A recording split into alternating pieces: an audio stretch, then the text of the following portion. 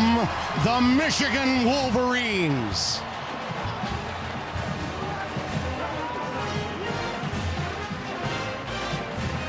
In the 145 years of Michigan football, one of the most celebrated senior classes ever. They look to go 51-8, coming off a national championship of a year ago. And the celebrated recruit of their future, Bryce Underwood, fresh off a flip from the Bayou at LSU.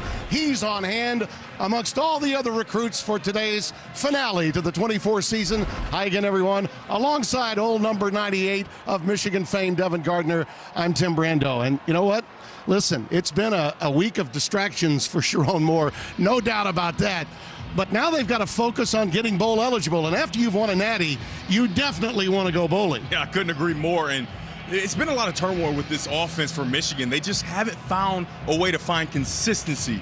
However, their tight end, the do-it-all guy, Colston Loveland, he has been the paradigm of what consistency looks like. And when we talked to offensive coordinator Kirk Campbell yesterday, he said, we have to find ways. We have to sustain drives. We have to get him the football in any way possible. That's a must today. They're not the only team looking for bowl eligibility. So is Northwestern, coming off an amazing 8-win season of a year ago. David Braun's got a team on the precipice of doing it again, and his success is in his quarterback right now, Jack Lausch. Of course, and I really have loved what head coach David Braun has done with this culture, building a culture in the new age NIL age of college football. He's really building it on earning everything, and the quarterback, Jack Lausch, has earned his opportunity and run with it. And I mean quite literally run with it. His legs are going to be so important today. If they're going to become bowl eligible in this game, he has to make sure he makes all those amazing plays with his legs to go along with that strong arm. So it's senior day for all of these Wolverines, but it's also a homecoming for our Michigander. That's right, old number 98 gets to call his very first game in his own crib, the Big House. He even brought the letter jacket. Just consider me one of the sweat hogs today. Thanks, Gabe Kaplan. Just your typical Big Ten weather day. Temperature at 44 degrees, a slight wind. It's gray, but it's not downstairs because our twofer, Josh R. Sims, has more on this senior class. Well, it's the final game in the Big House for this most decorated senior class for the Wolverines that boasts a national championship, 3 Big Ten titles, and a 3-0 record over Ohio State. The season has not gone the way this Wolverines team has wanted, but Sharon Moore stressed the importance of sending them out the right way, and that means getting another win to get bowl eligible. I talked to tight end Colston Loveland this week, who told me we got to do whatever it takes to get a win out here today. Kalel Mullings told me, listen, this is the last game in the Big House. This is a trophy game. We need to answer the call out here today. Sharon Moore looks on, his team preparing to kick it away. Tommy Doman will do the honors for the Wolverines before this yet again capacity crowd at the Big House. Joseph Hyman II, number 6, is a deep safety.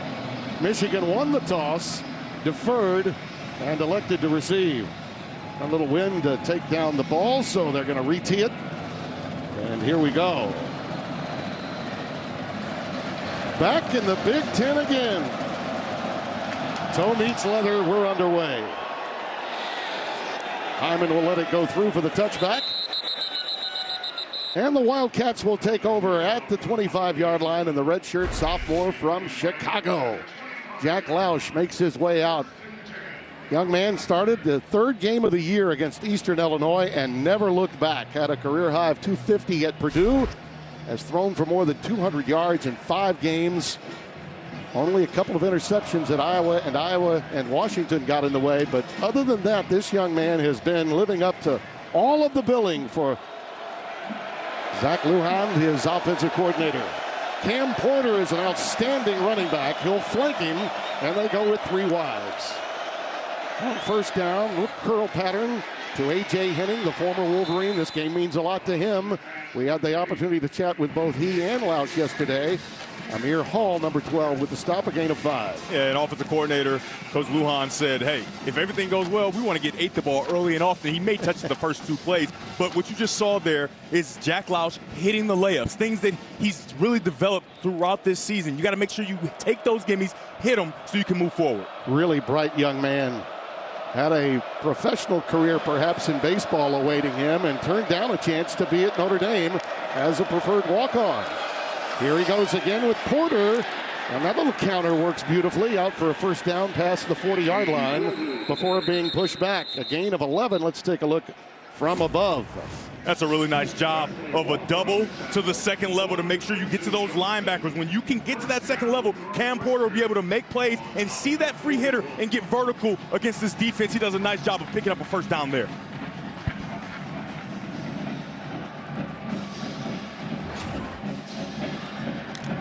He's a tough one. Graduate student from Cincinnati. Wears that number 1 jersey that means an awful lot in Northwestern football history. Pistol formation here. Following the tight end. Hard to beat the edge of this Michigan football team. Jayshon Barham. He can stick it. 6'3", 248 junior from District Heights, Maryland, the weak side linebacker. Yeah, he's the free hitter. You're just going to see him replace out here and be in position when Cam Porter tries to progress gaps and bounce it outside. He progresses gaps with him. He's right there to meet him. One-on-one combat.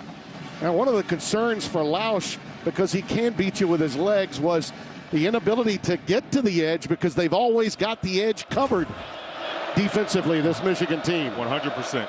Joseph Hyman now moves out to a wide receiver spot. They go empty with 5 wide.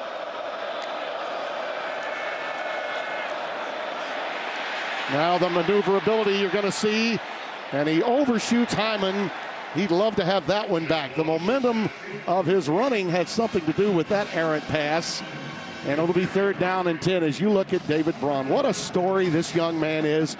Began it all at Winona State, came up through the ranks, coaching at places like North Dakota State, Northern Iowa, UC Davis, the Division II power, and Culver Stockton. And now here he is, a head coach taking over during the most difficult of circumstances after Pat Fitzgerald hired him to run his defense. You got Zeke Berry, who's now playing that corner position. He was a safety against one of their most talented wide receivers, Bryce Kurtz. 3rd down and 10, pressure up the middle. Lausch finds some room, throws it. That ball might have been picked by Hall right at the sidelines. Yes, it is Michigan football. Amir Hall, and that was a mistake by Lausch. What an outstanding play by Amir Hall. He's sitting in the passing lane, and the hands to reach out, get his feet in, and complete the catch. The transfer from Albany makes his presence known early in the game. His first interception of the year, and it was a thing of beauty. What you have to know there, if you're Jack Lausch, hey, that's a cover 2 corner. He has no real responsibility behind him. He sits in the flat, and you throw to the flat, it's usually going to be a turnover. So the Wolverines get great field position off the pick. Davis Warren, the senior from Manhattan Beach, California, trying to get them bowl eligible. And the veteran Donovan Edwards is behind him. They've had difficulty running the football this year. Little play fake to him, and that's a pass out to Morris on an RPO. Tyler Morris, the junior from Bolingbrook, Illinois, with the reception, gets it into Northwestern territory at the 49.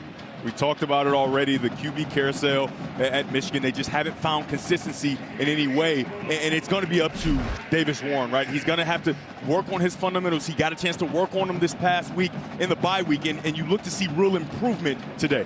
Yeah, they were hoping the bye week would be of great benefit to him. Ball security was better at Indiana in their last game, and they want to make sure that they don't turn it over today. Donovan Edwards finds just a crack on the left-hand side, is very close to a first down at the 43-yard line. Devin Turner, number 8, with the stop. It's a nice job of Donovan Edwards just reading and progressing gaps. You're going to get a pull around to seal the edge. Once the edge is sealed, now Donovan Edwards can get into the line of scrimmage and bounce around and then get skinny down the field to try to pick up that first down. Yeah, Michigan had 3 different starting quarterbacks. Warren started the first 3 with a 2-1 record. Then Orji came in for 3 games. Khalil Mullings has checked in at running back, number 20.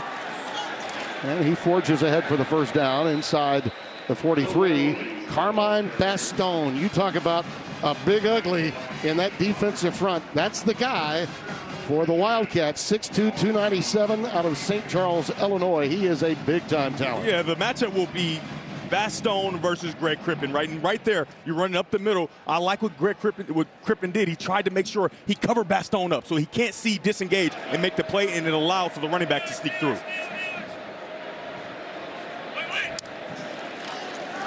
Get that ball out quickly, and he does again to Tyler Morris. And he's inside the 35 to the 33-yard line. I'll mark him about a yard shy after a gain of 9. Xander Mueller, number 34, with a tackle. This is a gimme. It's almost 10 yards off soft coverage. You get that screen outside, and then Colston Loveland, a guy who catches all the passes, guess what? He's an outstanding blocker out front as well. Morris does what he can and makes it a 2nd and short. This is an opportunity for that deep play action, right? Show that run fake, come out of it, and get the ball down the field behind the Northwestern safeties. See what they do with a 2nd down and a long one. Playbook should be wide open. Oh, hand it right off to Mullings. Mullings has the first down. Turner again the stop after a gain of 2. Ball spotted right at the 31.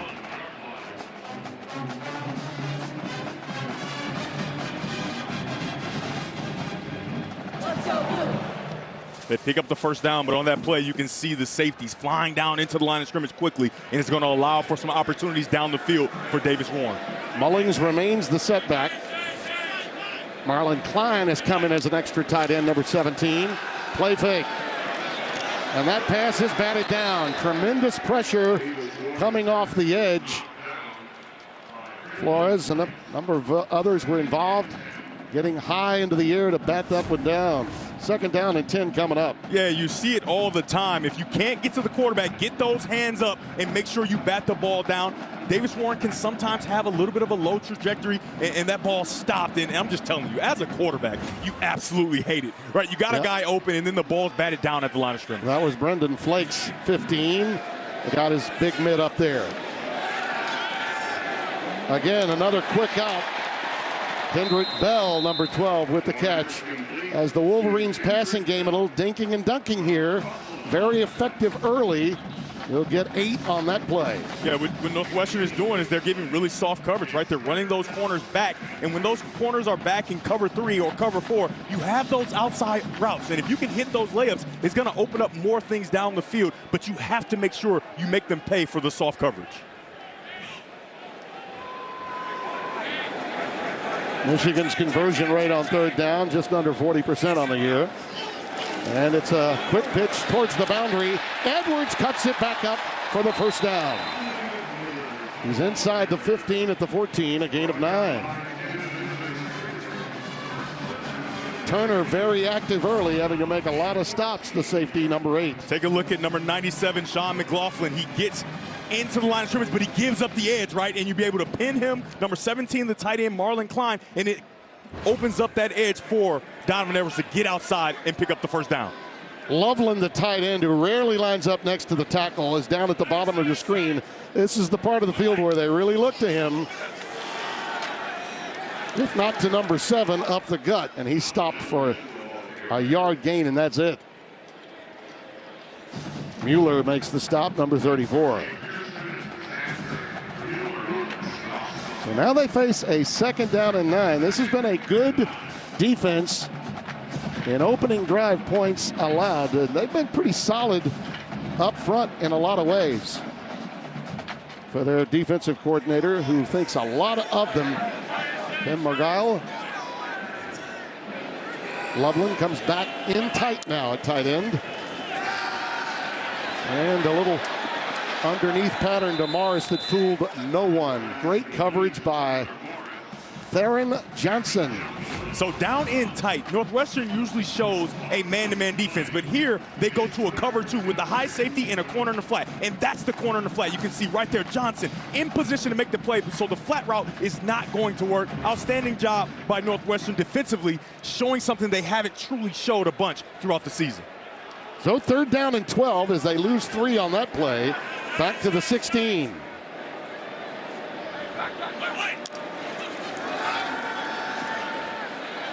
Into the corner, incomplete. And a marker down. Loveland and Theron Johnson's going to be tagged with interference.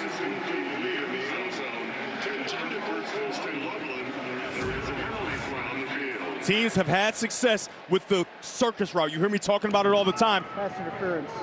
Defense number 10. The foul occurred in the end zone. The ball placed at the 2-yard line.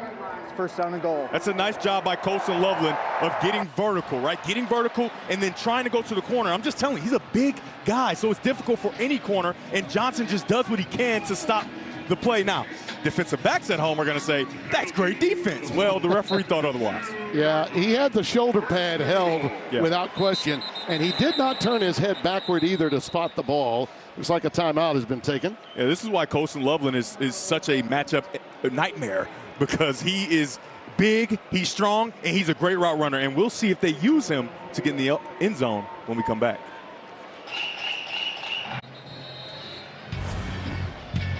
I mentioned a moment ago the different starting quarterbacks. Davis Warren started the first 3. He was 2-1. Then the runner, Alex Orji, started the next 3. He went 2-1. Jack Tuttle started at Illinois and lost. And then Warren took over the last 3 games, went 1-2. And that's where they find themselves now. This has been a nice drive, though. A lot of balance. Yeah. 10 plays, 51 yards so far. 5 passes, 5 rushes.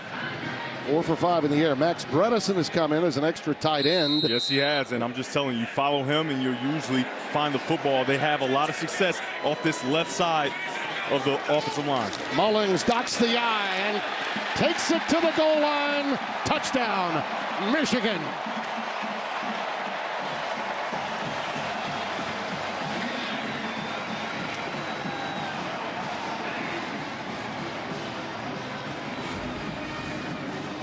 This is a nice job. They go the opposite way, and there's a free hitter, but because of the power of Khalil Mullings, he still finds a way on senior day to get in the end zone. Outstanding job of him doing it by himself. Well, you were right. They followed number 44, didn't they? Yes, they did. Go right behind Bredesen. Mullins with his 9th touchdown rushing. The rest of the team only has 4 rushing touchdowns. Dominic Savada with the extra point. The Wolverines take advantage of the turnover by Jack Lausch. Ball security so vital. Mullings, the grad student from Boston, Massachusetts, parked his car in the end zone. He parked his car.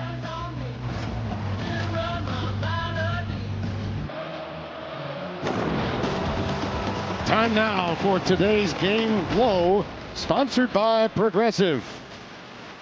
A special flyover for number 98 here in the booth. The fans enjoying themselves, and their prize recruit also has to be happy with the proceedings, particularly that opening drive. Bryce Underwood. Yeah, absolutely. The fans are happy to see him, and he's happy to see that drive go the way that it did. Straight down the field, great poise, great balance. I mean, that's impressive. This is your home, so you know about this young man.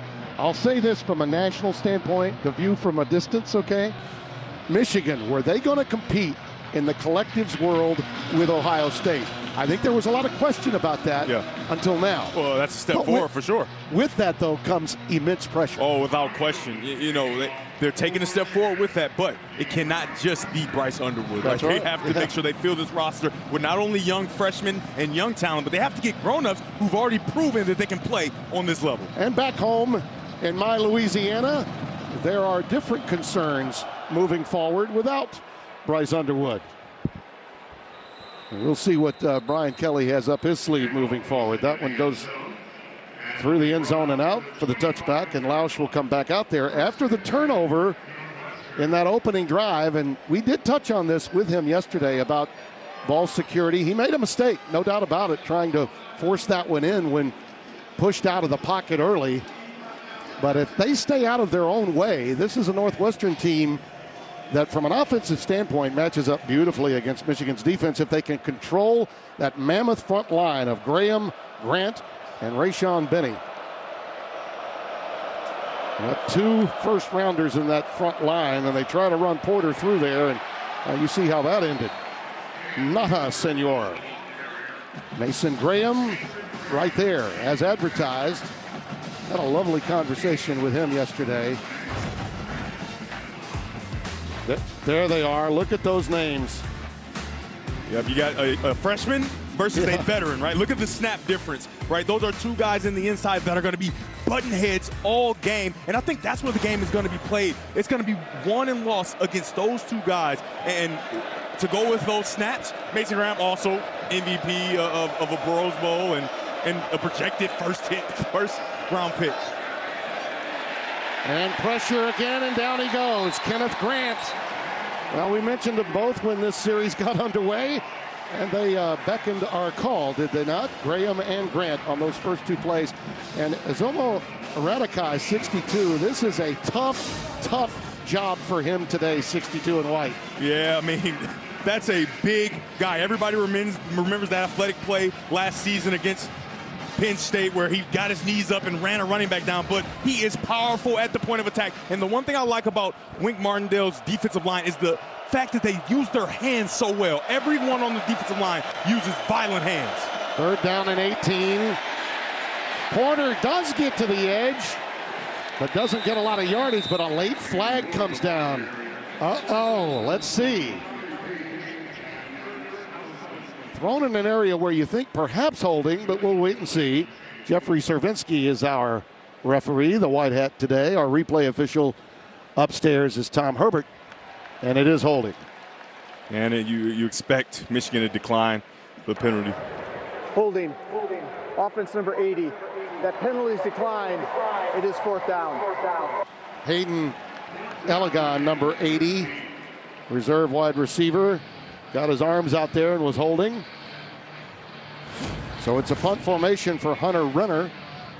Here's that holding that we were touching on. Yeah, he had a lot of jersey and some of the headgear to go with it. And that's a really nice job by Zeke Berry, making sure he shows that he's being held, right? I'm trying to get to the running back, but I can't because I'm being held. High and poor end over end punt.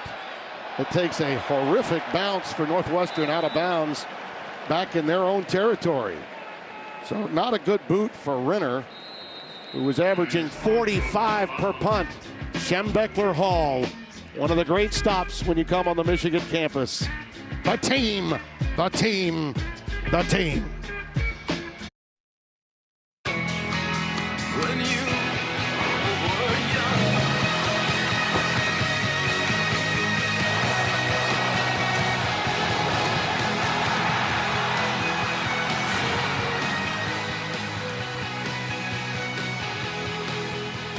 A magnificent building indeed, and a bucket lister for every college football fan.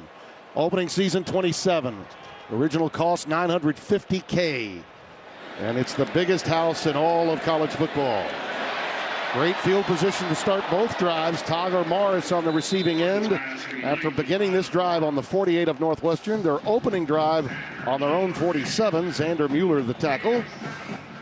That's a good job of getting to the flat in a different way, right? We talked about Northwestern with that soft coverage, and so instead of just throwing to the outside receiver on that hitch route, right, they take Morris from the inside out to the flat, right? Still an easy throw attacking that soft coverage.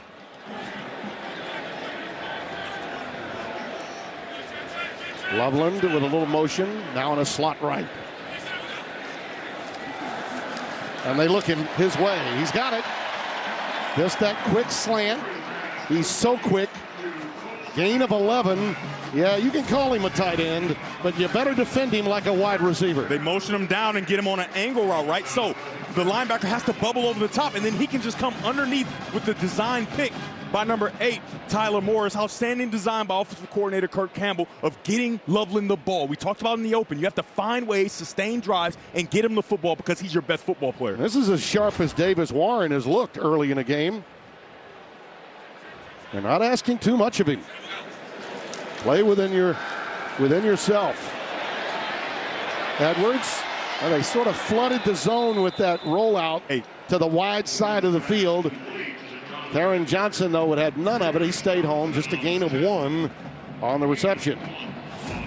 2nd and 9 coming up. Yeah, this is great. A great route here to the end zone, but it's missed, right? And I'm not really mad at Davis Warren for this. However, you do not want to turn down touchdowns into the end zone. A nice, outstanding route by Peyton O'Leary, a guy who was a lacrosse player, a great athlete who gets in the end zone. You have to take those opportunities.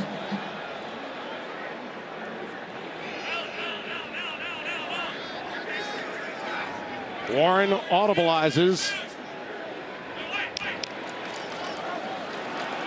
into this play and nothing doing. Edwards stopped by Matt Uline, 37, the middle linebacker. He picked up the slack with Mueller out. He's really been tough the last couple of weeks for this Northwestern team. 3rd down and 9 coming up.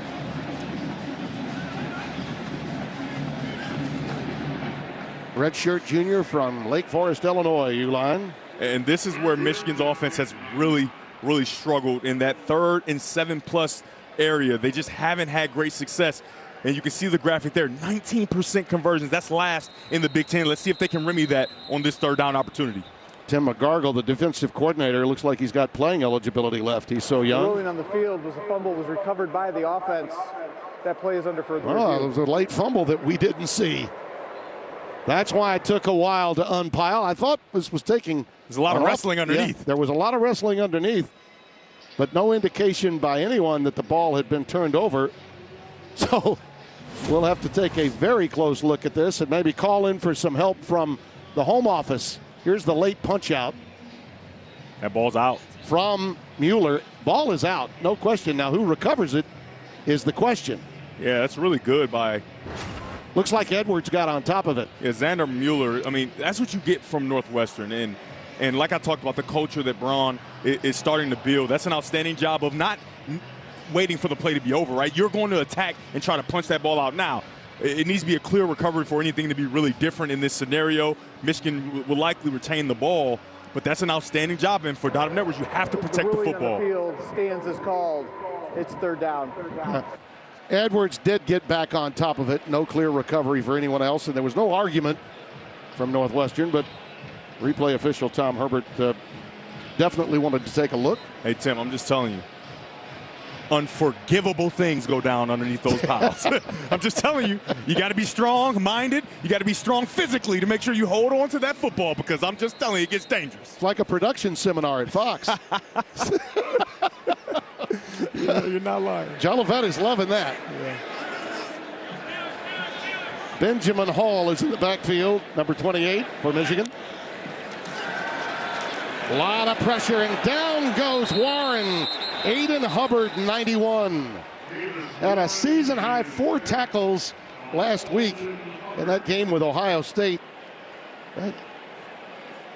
Wrigley, you think about the 24 tackles, he's a tough customer, that guy. Yeah, it's a nice job just walking the guard into the quarterback. Watch him just get in that forward lean position and power his way all the way to Davis Warren. We talked about the inability to have success on 3rd and 7+, and that trend continues with this field goal opportunity. Well, Savada has hit field goals of 50 and 56. This will be another 56-yard try. Oh, my goodness. He got it.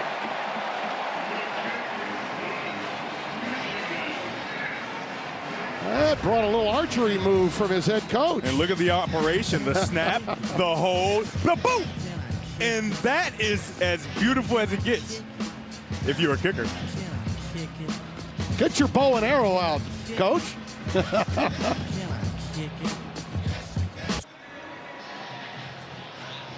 56 yards for Savada. Second time he's done that this season. And the Wolverines out to a 10-0 lead.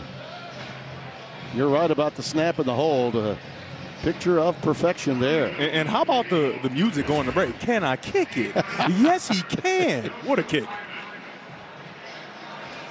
I mean, those are some real good numbers. I'm not a fool and I'm not a scientist, but I do know some things, and that looks like 100% to me. It does, and is.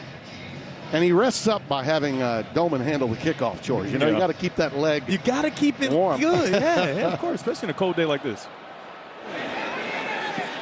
Hyman lets it go through yet again for the touchback. Well, Friday night on Fox, it's a Big 12 regular season finale in primetime, and it is a good one. Utah takes on one of the nation's best running backs, R.J. Harvey in UCF. The action begins at 8 Eastern, only on Fox. And our man Josh Sims was on hand for last night's Friday night affair in East Lansing.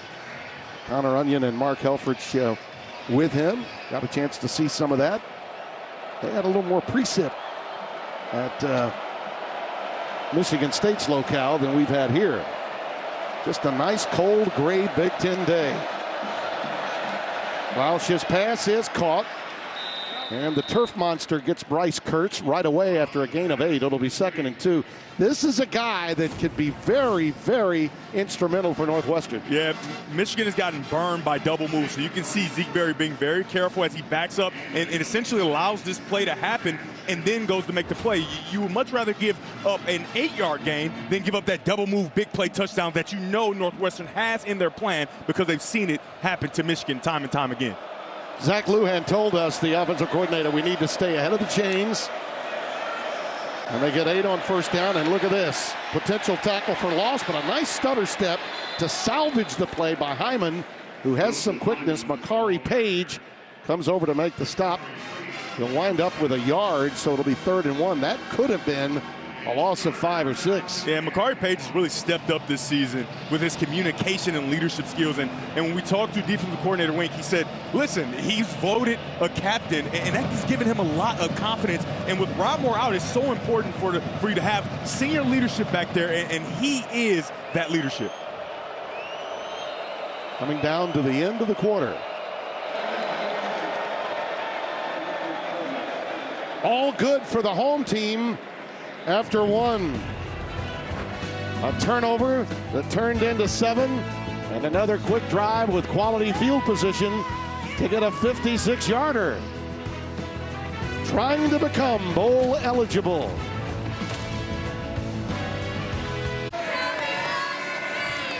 We open the second quarter. Tim Brando, Devin Gardner, Josh R. Sims on the sidelines. Another outstanding crowd on hand here at the Big House. Michigan, by the way, unranked for the 5th straight week. Now, before that, the Wolverines had been ranked in 54 straight polls dating back to the beginning of the 21 season, the second poll of that year, and had been unranked in the previous 10 polls before that. So this is like trying to bookend it, get to even, and hope for a postseason. Cam Porter will take it ahead for the first down as we open play here in the second quarter. Kenneth Grant, the big nose at 6'3", 340 from Gary, Indiana, with the tackle. That's a really nice job by the offensive line, creating a new line of scrimmage. You got to get that line of scrimmage going that way. They do a nice job of just pushing. You don't need a bunch. You just need enough for the running back to get through. Nice job by Porter, making first contact and then driving his legs to get the first down. Komolafe has come in, number 25. Caleb Komolafe, young man out of Katy, Texas. They're really high on him. Play fake to him. Pressure from the backside. It's Josiah Stewart. And he twirls down Jack Losh for a big loss to the 30-yard line. This Josiah Stewart has been really, really good. Not the tallest man in the world, but I'm just telling you, that speed to the quarterback is dangerous. And Tiernan, the left tackle, number 72, found out on that last play. Stewart gets to Lausch and gets him to the ground. 7.5 sacks now for Josiah on the season. And it's second down and 18. This Michigan defense is stout. Their record may not be that great, but this defense, particularly up front, really fantastic. A.J. Henning on the receiving end. His second target of the day. Zeke Berry, number 10, comes up from cornerback to make the stop. He's having the time of his life playing against his old teammates. He told us he knows everything about them. They know everything about him. Yeah. And he wants a piece of them. Yes, he does. And I said, do you have a name? Right? Do you have a specific guy? He said, I know them all, and I want a piece of all of them. Tremendous amount of respect, but he knew what was ahead, wanted an opportunity to be a bigger factor, a larger factor offensively, and wisely made the move as a grad student to Northwestern. Lausch running out of time again, bailed out by the tight end, Thomas Gordon, 87, the grad student from Houston.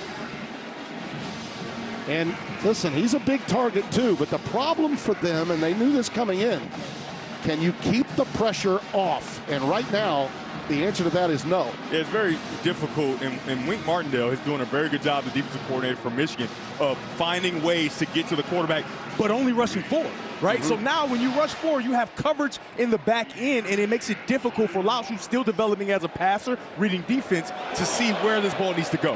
High snap, but Renner was able to control it, gets the kick away, and it is rolling down inside the 5, dead at the 3. I think the fans thought that ball might have been touched by a defender. It was not, but a healthy roll of 56. Oh, Barry and Henning yapping away. Little woofing taking place between the Wolverines and the Wildcats today.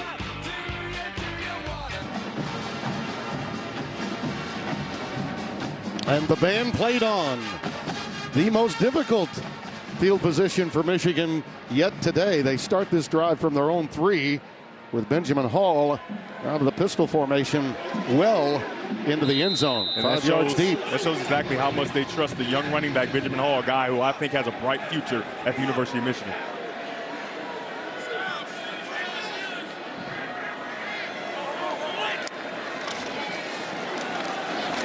Boy, he got hammered, and that ball is secured. That's the good news, but nothing doing as Xander Mueller made the stop at the point of attack. Yeah, it's a nice job of getting into the backfield. They create an opportunity for number 4, Anto Saka, to cross the face of the tackle and get into the backfield right away. And the running back, Ben Hall, has nothing that he can do. However, he does a nice job of staying forward and not losing yards. Yeah, Saka, that defensive end, 6'4", 247, set that one up for Mueller. He's got really good pass rush skills, but you saw his ability as a run stopper on that play. 2nd and 10.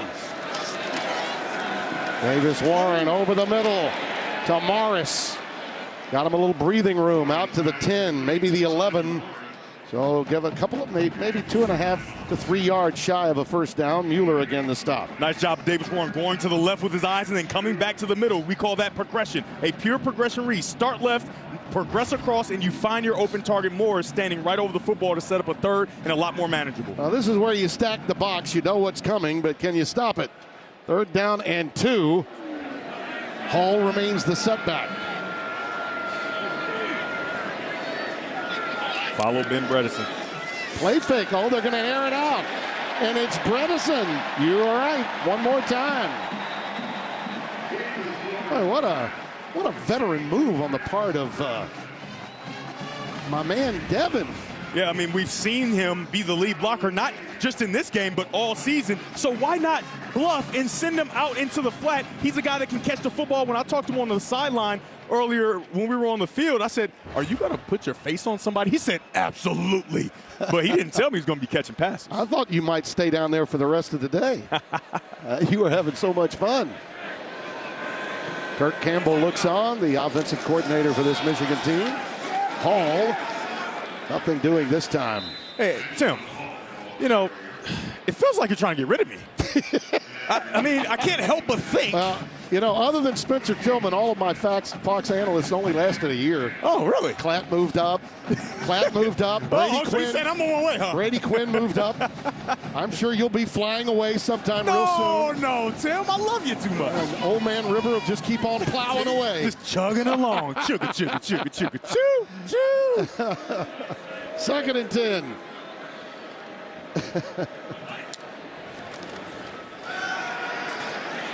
Davis Warren lets it fly. Oh, beautiful outlet to Benjamin Hall, but that was well read. What a tremendous tackle in space made by number 5 all over that play.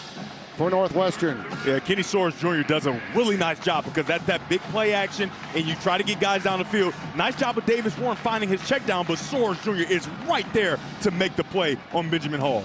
Soares is a redshirt sophomore from Trumbull, Connecticut. Team from Trumbull many years ago won the Little League World Series. Nice job for Northwestern's defense to continue to put Michigan in these 3rd and long situations. Blitz off the corner. That pass is intercepted. It's Mueller. Xander Mueller.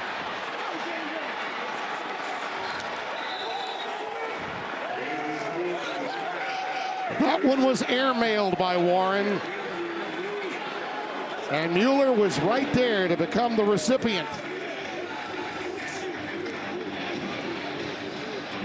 There was a corner blitz coming, and Warren felt it. Take a look at the bottom of your screen right there. Mueller, he's already getting to that pass coverage, right? He's looking up, and he's just standing there, and it's a gift. The ball is high. Tips and overthrows, tips and overthrows. You hear it talked about so much by defensive coordinators, and you have to make an offense pay. The ball is overthrown, and Mueller is right there to make the play. 7th interception thrown by Davis Warren, and now the Wildcats with a great opportunity on the left hash at the 20-yard line. Komolafe, number 25, is now in the backfield. They go with an offset formation, and it's Caleb Komolafe. Down he goes inside the 10. It's a first down, Northwestern. Amir Hall with the stop after a gain of 11. It's just hard, tough running. You know Northwestern is going to get back to the run game. They're going to try to put themselves in position to go put this ball in the end zone, and they're going to lean on the running of the running back. But not only the running back, remember, Jack Lausch is a guy who is dynamic with his legs. I would imagine he gets on the edge at some point before they get down to that blue end zone of Michigan. Well, I can really tell why they're so high on Komolafe. He ran with intentionality there. That was their largest gain of the day from scrimmage. Now Lausch on a designed quarterback counter runs right in, head straight into Mason Graham. Yeah. All 6'3", 320 of him from Mission Viejo, California. And honestly, Mason Graham, he just shows how dynamic he really is because he's coming from the backside, right? He's over here coming to make that play. That play is going front side. He beats the guard quickly and just gets to Lausch as fast as he can. That's why he's going to be a first-round pick in next year's draft. And now, because of the lack of depth, they're having to play a lot more downs, both he and Kenneth Grant. Wink Martindale told us, I don't get him ready for the NFL. Komolafe the setback. Lausch again, this time in trouble. And ad-libs his way out of bounds, just shy of the 10. That bad snap came right off his own center. Yeah, right off the derriere here, It's Devin. never good when you snap the ball off of your own derriere. Yeah. Honestly, you don't want to snap the ball off any derriere, but it really hurts the play because now Lausch, he can't look and see what the defense is doing. He doesn't panic. I love what he did there, taking the ball and just trying to get as much as he can with his legs to set up a third down. Do not make a bad play worse. He didn't do it there. That's not supposed to happen to a center until you're about my age.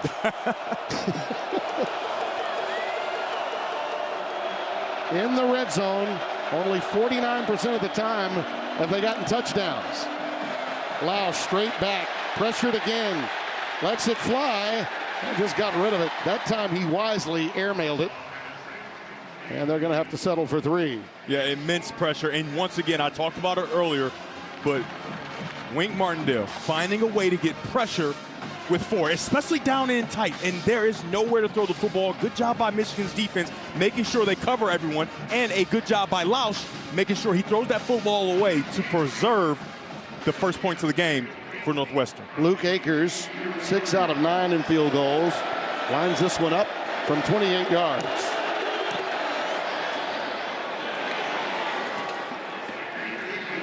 Gets it through, and it's 10-3. The dreaded turnover. But Coach Braun happy to get 3.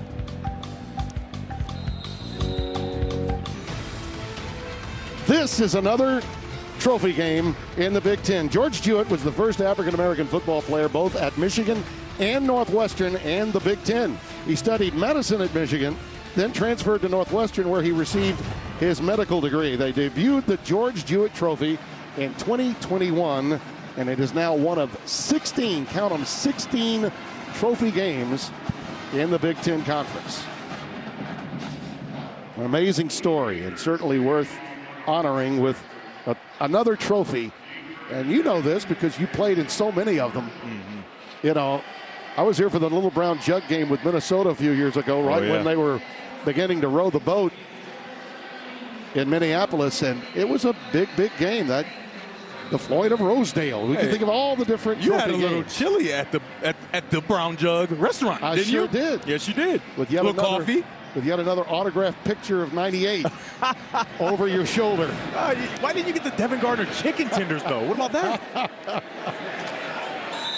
They'll bring it out to the 25, and let's go down with more on that trophy from Josh Sims.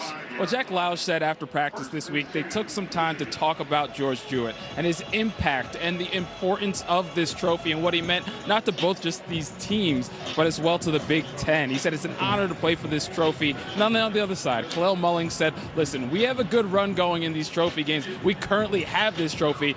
We're doing everything we can to keep this thing at Michigan. Bowl eligibility hangs in the balance, and so does that trophy. On first down, Edwards trying to bounce it outside to no avail. Great pressure. Josh Fussell, 13, the cornerback, strung it out. Loss of 2. Back to the 23-yard line. Fussell had 7 big tackles in that game with the Buckeyes a week ago. Yeah, and when you're a cornerback that's kind of a cover 2 corner, or even when you're in cover 4, if you see run, you've got to trigger fast. And Fussell does an outstanding job of triggering fast and getting a talented running back to the ground by himself. Well, you see the numbers on Warren, 10 out of 12, but that one pick allowed Northwestern to get the field goal, and they read this one pretty quickly, too. To Donovan Edwards, Damon Walters this time, the free safety, making the stop. Right, these cover 4 and cover 6 safeties, they trigger fast, right? They get down and they make sure they make plays on those short routes. Take a look at number 21, Damon Walters. He's the cover 4 safety. He is racing as soon as that ball gets thrown to make a play. Outstanding job of making a tackle behind the line of scrimmage, and they get Michigan yet again in that situation they desperately do not want to be in, 3rd and long. Couple of 2-yard losses forces them into a 3rd and 14. That's a nice pass to Mullings. He's got some room, but he'll be a couple of yards shy of the first down. Out to near the 33 for a gain of 12. So those 2-yard losses, problematic. Aiden Hubbard, 91, able to run him down, and they're into a punt formation here. It's a big win for Northwestern, right? They get points on the board, and then in the following drive, they take that momentum and they transfer to the defensive side of the ball and get 2 negative plays and then a stop so they can get the ball back for their offense. Doman will punt it away, averaging just over 42 yards per boot. A.J. Henning is the single safety. High, spiraling punt. Henning from his 19, and look out. A lot of green grass to the field side. And a tremendous return for outstanding field position. Henning gets it done, shoved out by the punter. Doman, 48-yard boot, a 30-yard return. Oh, can't you see? Can't you see? Michigan's storied tradition.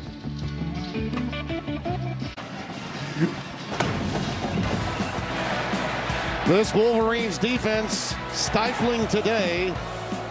That pick, of course, helped lead them to the touchdown. And they've been stuffing the run and putting all pressure with those 2 gigantic defensive linemen, Graham and Grant. And they've been living in Lausch's backfield.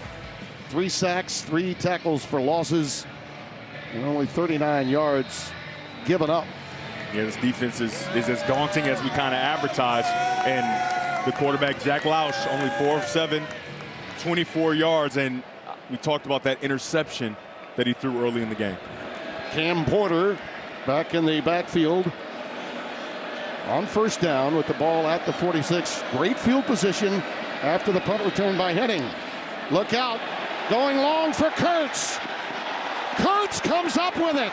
A magnificent adjustment. He saw the ball, it was underthrown, and he made Michigan pay. What an outstanding adjustment to make this catch by Kurtz. He slides down safe like he's running to first base. Outstanding job of a double move route. We talked about it. He goes and he stutters. Now, this is a nice job by Zeke Berry, standing position, but the throw's underthrown. He adjusts, and what an outstanding catch. They doubled their overall offense with that one play. They had 39 yards, and they got 39 on that pass completion. Porter ahead for 2, and that's all. Kenneth Grant making the tackle. Hey, Tim, that's 4 straight weeks where at some point in the game you see a double move beat Michigan. Now, I have to reiterate, that's good coverage by Zeke Berry with the safety coming to help, but a much better play by Kurtz sliding down and making that play. Yeah, look at that. That's the most by any Big Ten player with 0 touchdowns. Kurtz, that's an amazing stat when you think about it. But this is a fantastic receiver.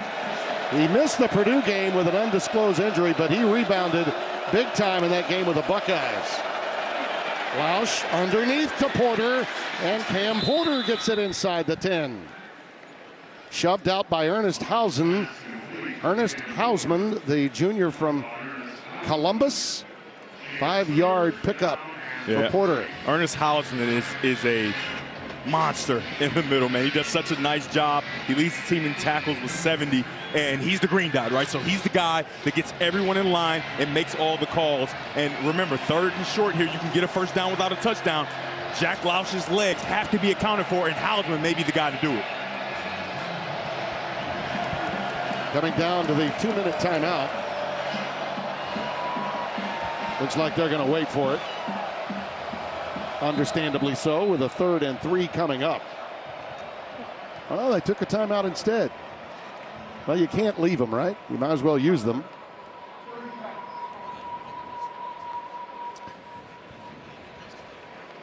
An additional timeout coming with the 2-minute mark. Interesting decision there.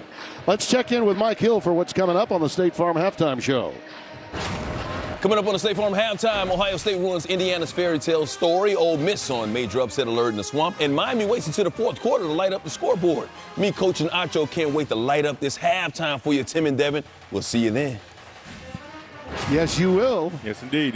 And Tim, just to go back to that time, I like it, right? Because if you get the first down here, you built in another opportunity to stop the clock where you can still run the football inside maybe the 5-yard line, depending on how far they get here. Leaves more of the playbook open to you, doesn't it? Yes, it does. Yep. The ball is at the 8-yard line on the right hash. See what Zach Lujan, the offensive coordinator, has in mind. Cam Porter lines up behind Lausch, out of the pistol. 2 wides and an extra tight end.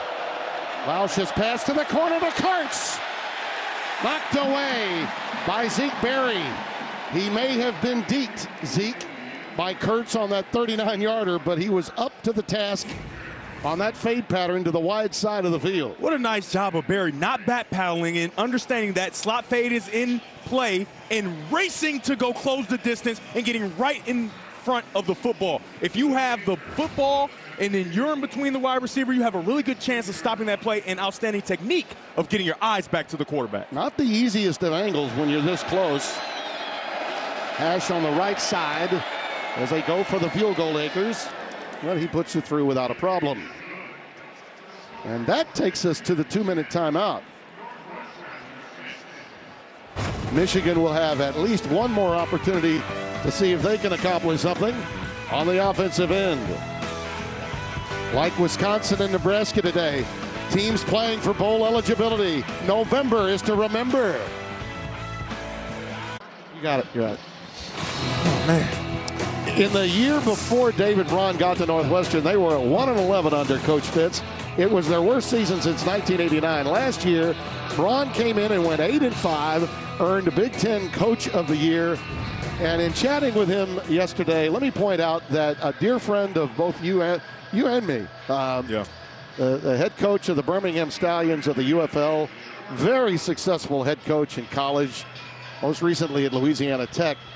The one and only Skip Holtz, son of Lou, was hired as his premium consultant through a search firm, and he credits Holtz with allowing him to understand how to become a head football coach. Yeah. He had been a position coach and a coordinator, but never a head coach. This kick is going to go out of bounds, which will give them great field position at the 35. Kick out of bounds. Kicking team number 11. The ball will be placed at the 35-yard line. First down and 10, Michigan. It's a big one next week. Biggest rivalry in sports. Big noon Saturday. Michigan at the shoe to face off against the second-ranked Buckeyes, who disposed of Indiana in short order today. The 120th edition of The Game. It all starts at 9 a.m. with a special 3-hour big noon kickoff live from Columbus. Then it's Michigan, as Bob Beaver used to say, in Ohio State at noon, only here on Fox. Donovan Edwards in the backfield, and he'll be the out pitch on the check down, and he'll get it to about the 43-yard line, so a gain of 8 on that pass play. Going back to Skip, I wanted to mention him because he's close to both you and me, and his wife Jennifer.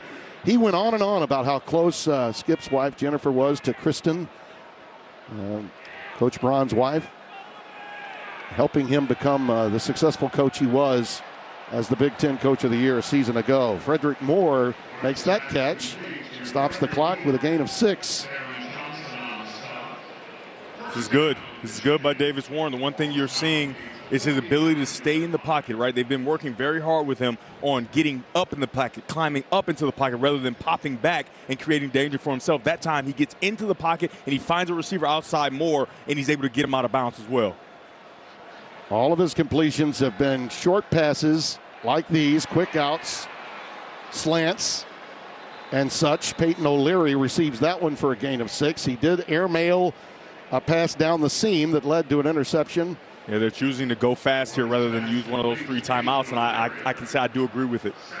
He's 15 out of 17 for 90 yards is number 16, and Edwards trying to get to that second level. I'm going to spot him right at the 41 for the first down, so move the chains. That extra effort, I think, gave him the first down. He dives, and so now you can reserve those 3 timeouts as well. And now the playbook is completely open. You've crossed the 50. You're in territory where you can start to go and get in the end zone. Out of the shotgun, Warren again underneath on the check down to Edwards. Pretty simple. And they are well within field goal territory for that big leg of Dominic Zavada. Yeah, it's another first down, and although the clock stopped momentarily, Coach Jerome Moore elects to call a timeout, which I don't disagree with, right? Call a timeout, get a really good play. You see the offense is moving. Understand, maybe call 2 plays in the huddle so that you maybe can preserve some of those timeouts again. Boy, does that kickoff going out of bounds, giving them an extra 10 yards coming to play. Hey, Tim, we've been working together for, what is it, 14, 15 straight weeks now? Yeah, we did work week 0. Yeah, we did. Yeah. What's the one thing I hate the most? The ball being kicked out of bounds. Oh, my goodness. Right, there's no defense. Right, there's nobody hitting you. There's nothing happening. There's not even a lot of wind. We're in the stadium. It's a beautiful day. Kick the ball in bounds, and they don't. And you can see the result. Michigan's getting an opportunity to go put points on the board before the half. Yeah, they rely so heavily, this Michigan team, on the short passing game. They really don't want to get too vertical at all. And because of that short passing game, 9 receivers have caught passes for Michigan. And Colson Loveland only has 1 catch on 1 target.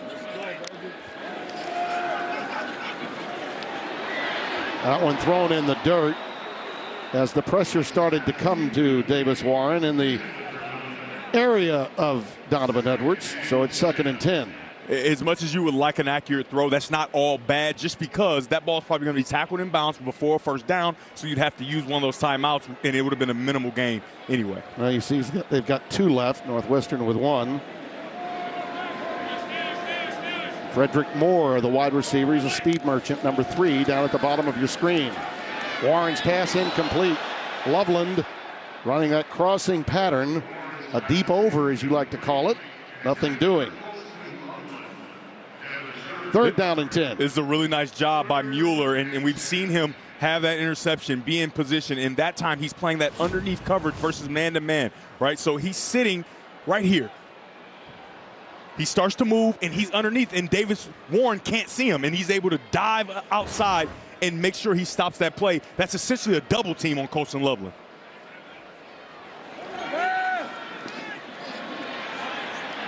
Davis Warren has some room, threads the needle to Frederick Moore.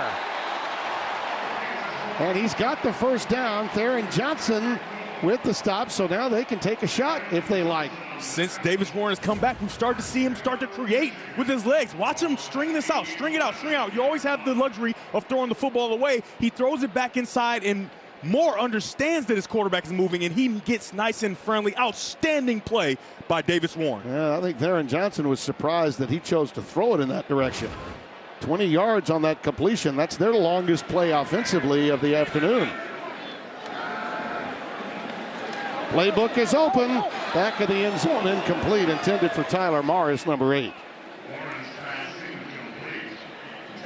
As we mentioned, this playbook is wide open. That was Robert Fitzgerald, number 6, that was in coverage for Northwestern. And that was really nice coverage by him. I mean, Morris gave him a move in the route, and usually it frees you up. He didn't go for it. He stayed right there in position, and he took the play completely away, and Davis Warren just had to chuck it out of the back of the end zone.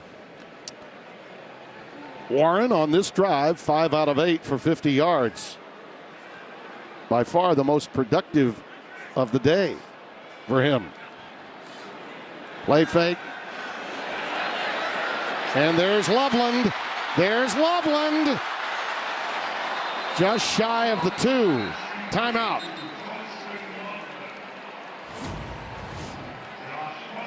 Watch Davis Warren retreat, retreat, retreat, understanding that he's going to get Loveland open, but he has to buy the time. He buys it, and then Colson Loveland doing what he does best. He does an outstanding job after the catch, putting this inside the 5 with 1 timeout remaining. Well, the catch is good enough to put them on the doorstep here at the 3-yard line, but that last reception that he made, Loveland, gave him the most receptions ever in a single season by a Michigan tight end. As we mentioned, he's really a tight end in title only. He really does line up off the line of scrimmage more often than not. Yeah, and it's because of his work in the offseason, right? We talked to the coaches, and I think his tight end coach, Coach Kasula, is a big part of his development as a wide receiver. Colson Loveland already was a really good blocker. He's already a really good pass catcher, but the details as a wide receiving tight end, as a route runner, is what he worked on all summer. And you can see that those workouts are paying dividends in the season.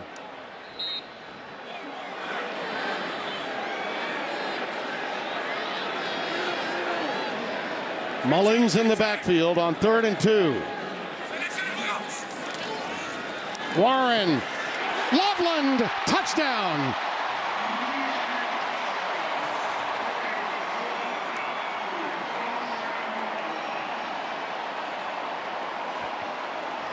I mean, I just talked about it, guys. The route. Take a look at the detail in the route. He's going to go here and then reverse underneath, and he doesn't continue to go. He's nice and friendly and wide open for Davis Warren. He snaps it down, and there's nobody there. The easiest touchdown Davis Warren has thrown all season.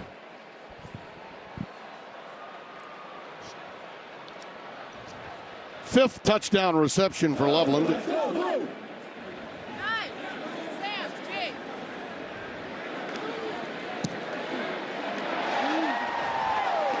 And the 6th touchdown pass thrown by that man, Davis Warren, who, short of an interception, has been outstanding in the first half. You expect to get man-to-man coverage, so you stare down your future first-round tight end, and you get it to him as quickly as you can for 6.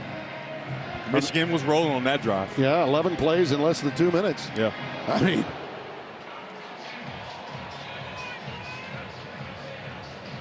how about that? Alex Orji, the first to greet Davis Warren, yeah, a guy who's had an opportunity, who actually has a winning record as the starting quarterback, right? The biggest fan for his quarterback, Davis Warren. So when Sarge and the guys, Emmanuel Acho and Coach Pete, get rolling, you happen to have some of that homemade ice cream from... oh, my goodness. Blank Slate, man. Is that place awesome? Man, Blake Slate right here in Ann Arbor. I mean, they really took care of us, didn't they? Did they ever? And that ice cream, you, in our entire my friend, crew. I don't know. I'm going to call Terry. Because I don't know if you're supposed to be eating a whole extra large cup of ice cream with a brownie underneath. With a warm brownie underneath it, yeah. Madagascar vanilla. Did you love it? Man, is that good?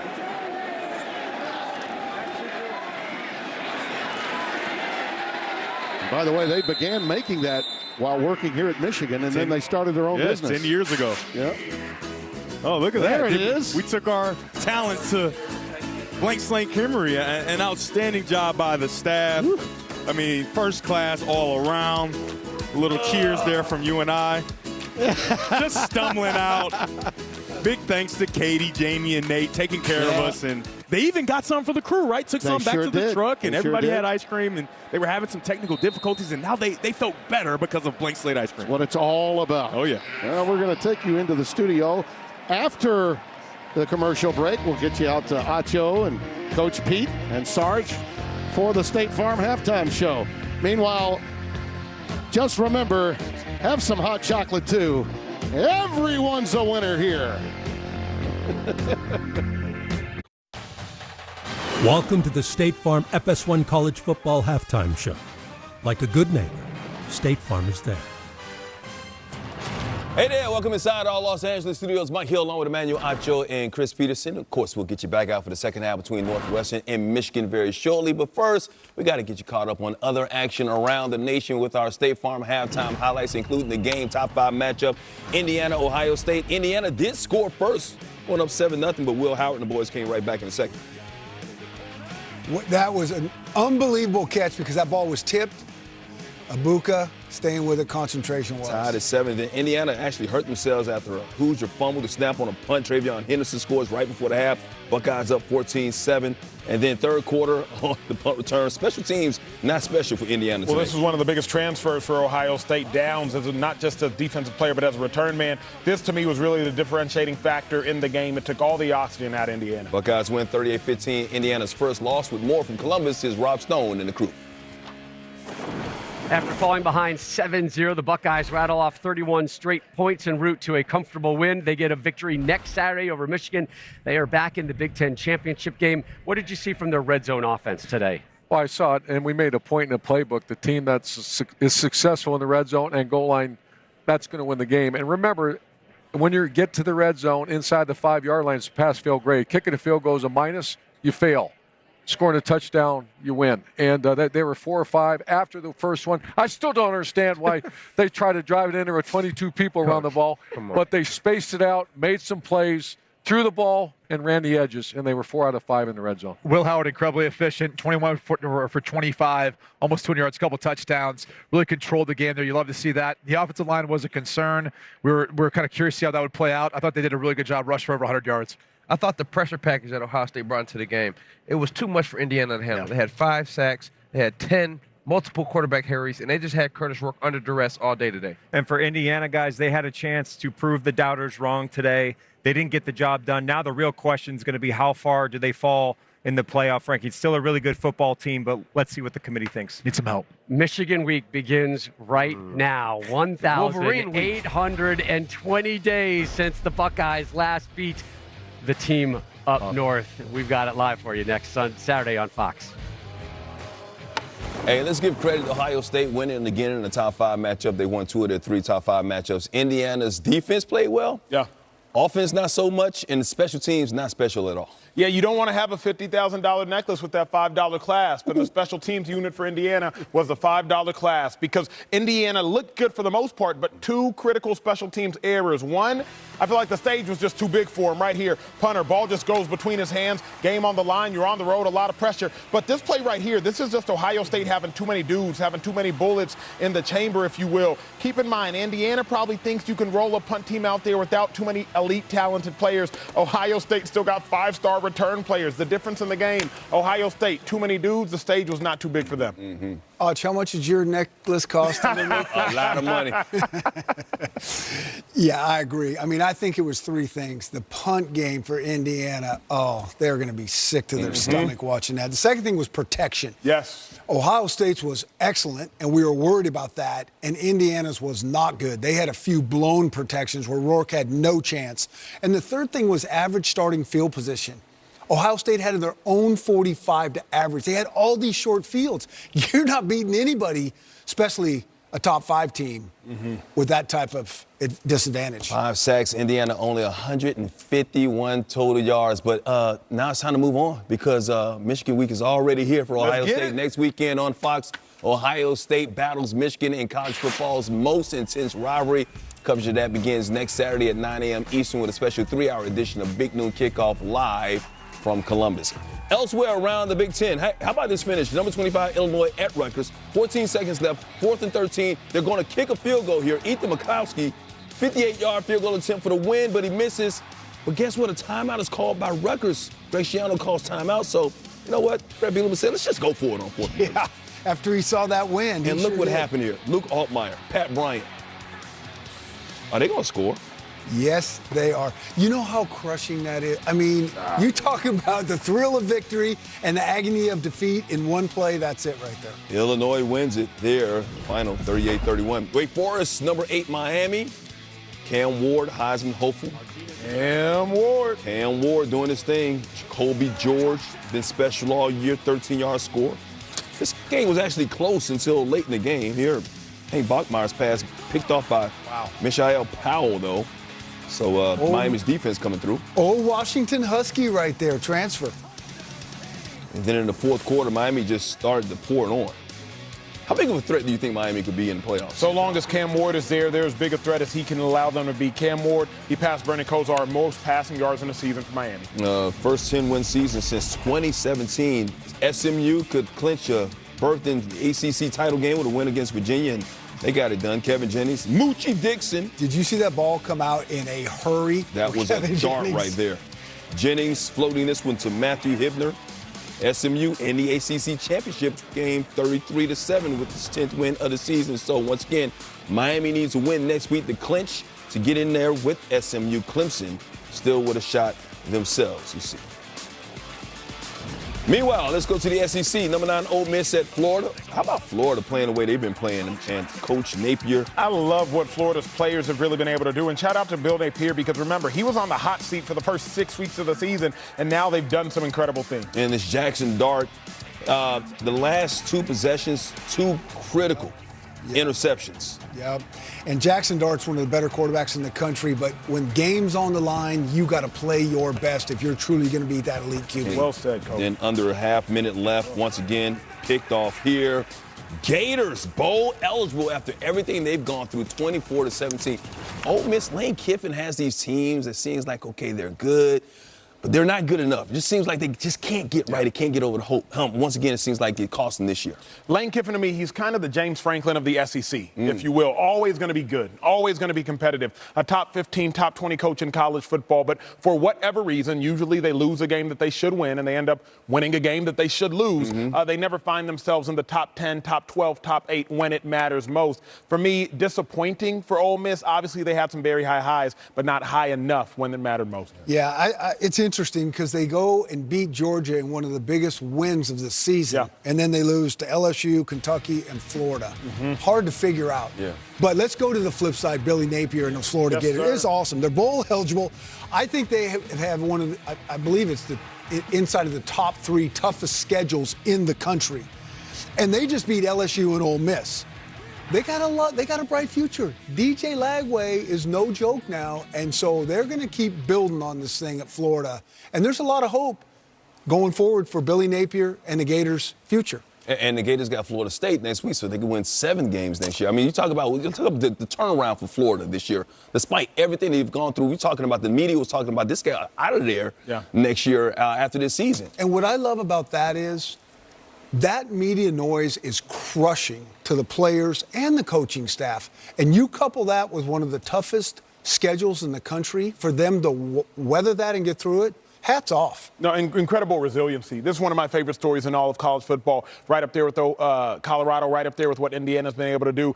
You look at Florida's record and you're not shocked. You're like, wait, why are you so excited about 6 wins? Mike hit it right on the head. For the players to show that resiliency, starting out 3-3 and finishing with 2 big wins, and who knows what will happen next week, incredible. All right, we'll see what does happen next week against Florida State. Hey, we know what's happening tonight. Be sure to catch 22nd ranked Iowa State, still in the hunt, Big 12 title, taking on Utah. That's at 7:30 Eastern on Fox. Right here, the second half between Northwestern and Michigan is coming up.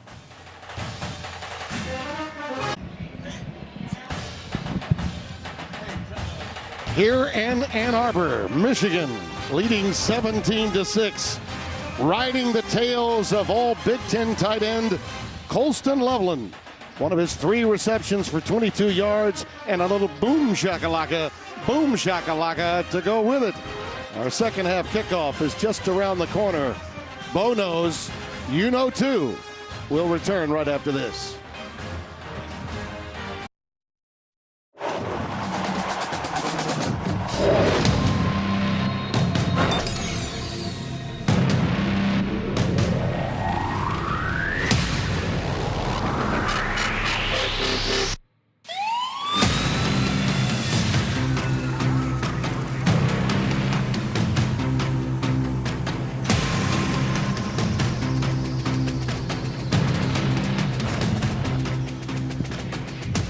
As the saying goes, save your best for last. Well, after the first 30 minutes of this game, that's what's happened for Michigan and their seniors, because from an offensive standpoint, this has been as good as it's ever been for Davis Warren. And, you know, when you think about the kind of play that he's had, it's been incredible. And as an old quarterback, you can understand this. To be as successful as he was in that first half, and it come now, couldn't be better. Yeah, I mean, you're supposed to hit your stride towards the end of the season, right? You're supposed to continue to get better, and that's what he's done, and it was on full display in that first half. I mean, he's 19 of 24, 131 yards, and that touchdown pass to Loveland. Now, he's thrown for 131 yards, right? That is more than Michigan's team averages for games, and he's done that in the first half. Yeah. It's been really cool to see. However, there's just one blunder, right? Throwing that ball, and it's high, and it's less of a decision error and more of he just made a bad throw. And if he cleans that up, man, this could be an electrifying day for him moving forward. And with the opportunity to not only play his best game now, get the bowl eligibility question off the table, and begin concentrating on being the big one, David against Goliath, the big one in the matchup that you've won for the last 3 years. Yeah. I mean, especially when you look around college football today and you see what's been happening, and it doesn't matter what part of the country we're talking about, okay? Ask Lane Kiffin, okay? Ask Deion Sanders right now, who's trailing at halftime. You guys are keeping up with all of these games in November that we'll always remember. Those numbers, those stats tell you a part of the story, but the other part of it is in today's college football, don't equate success with brand. Yeah. Because we have parity in the game unlike any other time in college football's history. And I keep telling people who are having difficulty dealing with this transition, the best of times are the times we're in. Yeah. And it's only going to get better. I can't agree more. You know, everybody was saying that the transfer portal and NIL, it's going to ruin college football. And I think it's quite the contrary. Yeah. Football in college is the best it's ever been. And if it continues to go this way and everybody continues to do it right and develop players, like you said, that parity is going to be the best thing for college football all around the country. Fans know that they have a chance for their team to be successful, no matter the brand. And David Braun knows as well as anyone that this game's not over. Yeah. And we have not seen the best of Lausch to this point. Maybe the biggest mistake his team made was kicking the ball out of bounds at the end of the half after they got the field goal. And with 2 minutes left, Michigan was able to matriculate the ball down the field, as Hank Stram once said in a Super Bowl, to get an easy touchdown before the intermission. But if Lausch can get better protection, there are some big plays still left in their arsenal. And defensively for Northwestern, they're about to kick the ball away to Michigan. They had done a good job at some points of getting them into those 3rd and 7+, 3rd and long situations where Michigan just hasn't had great success. They have to try to get negative plays on 1st and 2nd down so that Michigan has to go up against that stat that has not been conducive to their success throughout this season. Jordan Marshall is deep and calls for the fair catch. They'll bring it out. And let's go down to Josh Sims, who has the story on Michigan. Well, Sharon Moore told me he is really happy with the way the defense played in the first half, saying they only gave up that one big play. But he said in the second half on offense, we need to get this running game going. He likes the way his quarterback, Davis Warren, is playing. He said that drive right before the half, the way he extended those plays and got it into the end zone at the end was huge for the confidence of his young quarterback. Khalil Mullings is in the backfield, number 20. giving Donovan Edwards a little respite to start this half. And those fresh legs of Mullings get out for a first down, a gain of 13. And a first down. Yeah, and when we talked to Sharon Moore yesterday, he talked about his transition to being the head coach. It's just so different. He said he used to just sit in his office and he'd be able to watch film all day. Well, that's just not happening, right? He spends more time recruiting and being a head coach, more of a CEO. But he said this week, they have to become bowl eligible and get ready to play Ohio State. So he's watched a ton more film and made sure he had a big part of what the offense is doing. Mullings had 6 yards of rushing at the half, and he's got twice that on one play, and he's going to double up and then some on this play. Hello, how do you do? Turner pushes him out of bounds to save what could have been a touchdown. Evan Link has been under scrutiny. He's the right tackle, and he does an outstanding job of just taking a guy and ejecting him out of the way so Khalil Mullings can have a big run down the right sideline. I just love to see a young guy who's being criticized respond. He responds in a big way right there. Nice job by Evan Link. 47 yards, and you're right, Link with a marvelous block to springboard that play. Donovan Edwards burrows ahead for about 2, maybe 3. Donovan Edwards is moving in on a record himself as a running back pass receiver. We'll keep an eye on that. He was on the receiving end of a lot of those checkdowns by Davis Warren in the first half. 2nd down and 8 coming up. Mullings is back in there.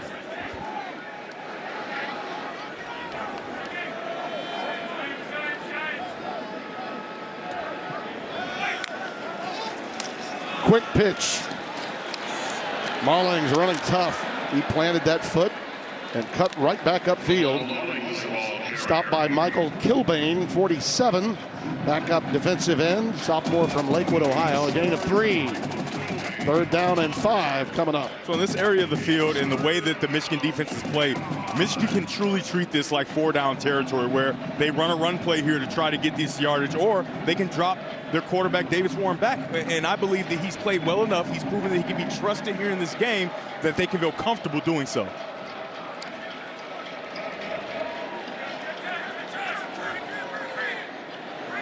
Out of the shotgun.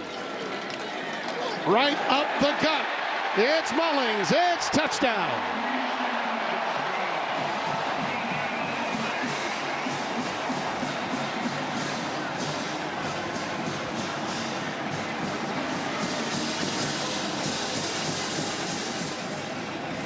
That looked a little like Michigan, the 2023 version, didn't it? Just watch the middle with Greg Crippen and his compadres to the left and to the right. Just clear it out for the big fella, Khalil Mullings, number 20 in blue, to trot his way into the end zone.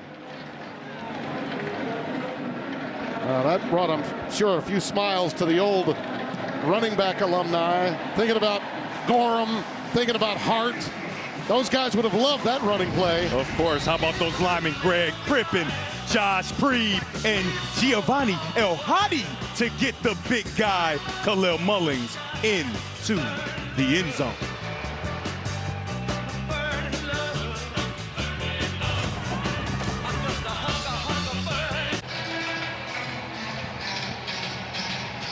(24-6) as we open the third after an incredible drive to open. And our drive summary is sponsored by the DirecTV Holiday Bowl. Tune in on December 27th at 8 Eastern on Fox.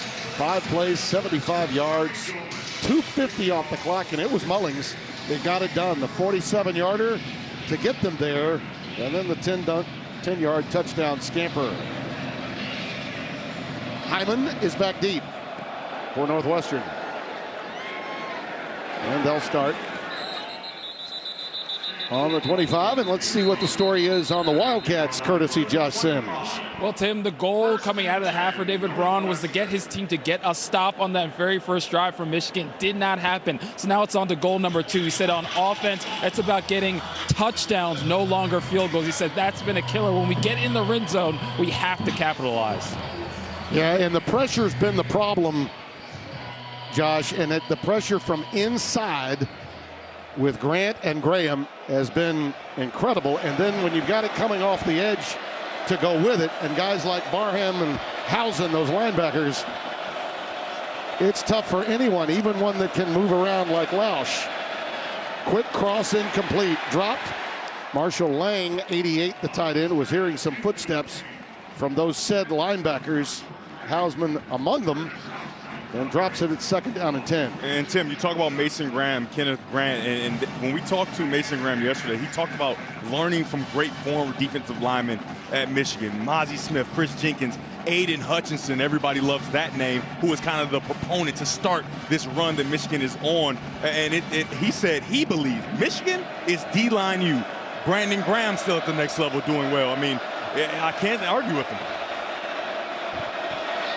Cam Porter in the backfield out of the shotgun. Lausch's pass is cradled at the 32 by A.J. Henning, who was hoping for better days and better plays. He's been targeted 3 times. They've did a nice job of covering up their old teammate early on. It's 3rd down and 3 coming up. I absolutely agree with you about D-line U. No question. No, it wasn't me. It was Graham. Oh, I know. I don't know. You could play some D-line now. What? That's a personal attack. How about 3rd down, though? This is what you have to do if you're Jack Lausch. You got to use your legs if you can. Down he goes. Back at the 20. The pressure, the bottom line. This time off the edge, Josiah Stewart. He's up to 8.5 sacks now. I mean, watch this ability. Speed to power. They call this speed to the power at the top of your screen. Watch him take off fast and then turn that into power and just eject the tackle out of his way to get to Lausch. Lausch doesn't even have an opportunity to use those aforementioned legs. Well, so they lose yardage, another 10. Renner will have to boot it away, and the pressure comes. End over end punt.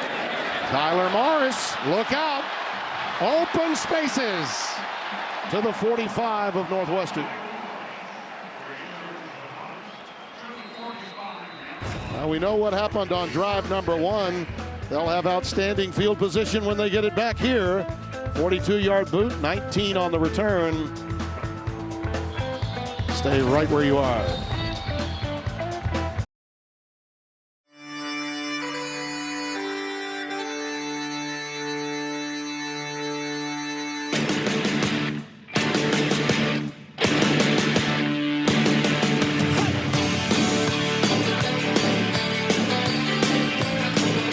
Woody and Bo and the border war back in the day. Then came Urban. Then came Jim Harbaugh. And a run of 3 consecutive. And Sharon Moore, who took over for him, both as an interim and now full-time as head coach, will be on hand for that matchup. And a big one it'll be next week on Fox. Play fake to Mullins. And Tyler Morris just sort of sat down on that one and will get it to the 34-yard line of Northwestern for a 1st down in front of Mac Uline, a gain of 11. And the improvement for Davis Warren continues, right? He wants to throw the ball outside the free access. Northwestern reacts quickly, and so he holds it and he waits and he goes to his next read for a nice pickup for a 1st down. This has been a tremendous half and then some of football for that offensive line. Scorned, though it may have been much of this season. Little reverse to Frederick Moore.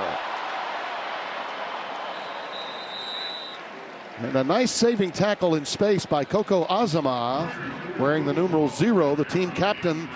Old school safety, a big-time hitter for this Northwestern team after a gain of 7.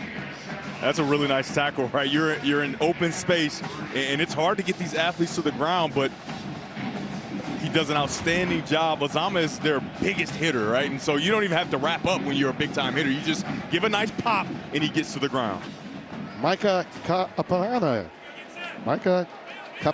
has come in. Yeah, they said they would try to get him the football at some point, and he's a really nice athlete for Michigan's future. Number 29, and just moved out of 25 to wearing that numeral. And they said, yes, he would get in.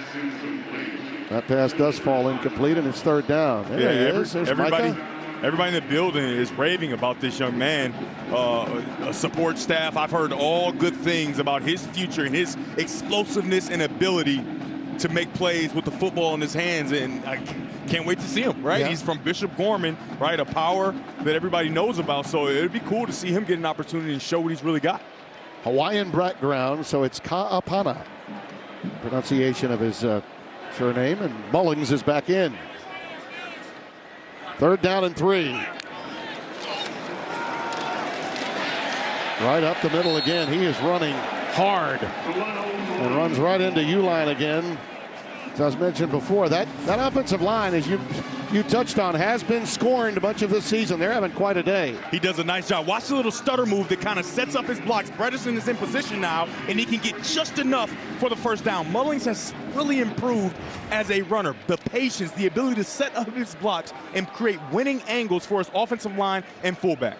Hinton, Preeb, Crippen, Al-Hadi, and Link all performing admirably today in that forward wall for Michigan.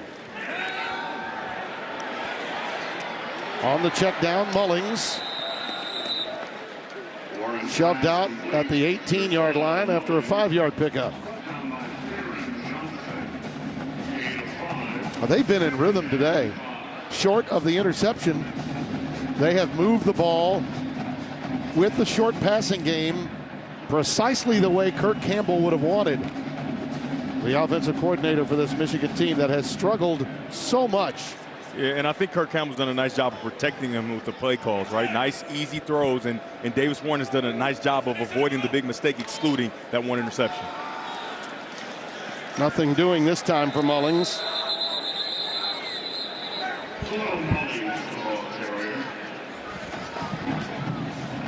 Uline again in on the stop. Third down and 5 coming up.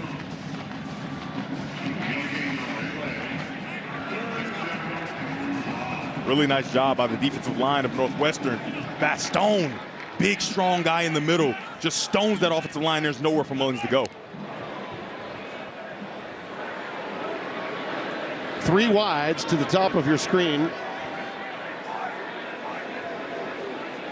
That's Marlon Klein. It's in the slot, coming in motion. Kendrick Bell's got a one-on-one down at the bottom of your screen. Mullings again. Well, he almost broke that. A lot of anticipation from the crowd. Azama again with the tackle.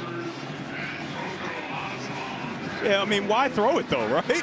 When you've got an opportunity with your offensive line imposing their will, and then you add in Marlon Klein coming to make sure he kicks out. Outstanding job of putting his face on the linebacker and allowing Mullings to burst through the hole for a first down. Mullings has 106 yards from scrimmage, 89 on the ground, 89 of that. So he's moving in on a 100-yard day rushing the football. That 47-yarder was big to open this half. It's an end around to Morris. Tyler Morris near the sticks for what would be a first and goal. This time it'll be second down and short with the line to make, just being inside the 3. Yeah, it's almost the perfect defense for a jet sweep, where they call this jet sweep versus man-to-man coverage, and so the man is just chasing across the field to make the play before the end zone. That Northwestern defense is breathing hard. Yeah.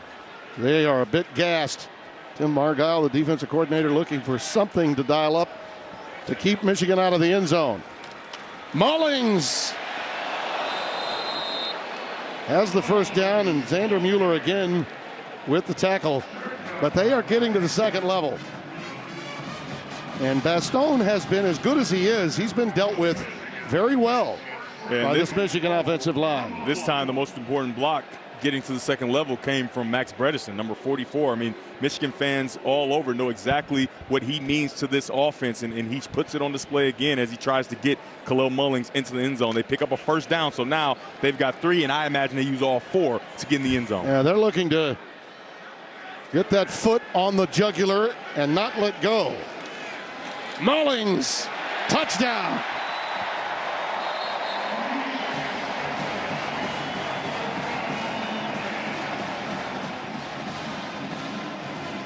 That's his 3rd of the day, 11th on the season. I mean, just watch Bredesen get his way into the line of scrimmage and make sure that his running back gets in.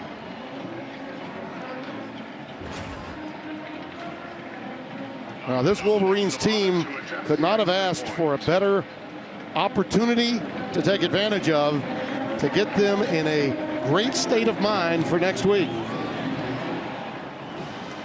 We thought this game would be highly competitive. Yeah. We thought Northwestern had a very good chance today. Yeah. They've now turned this into a laugher.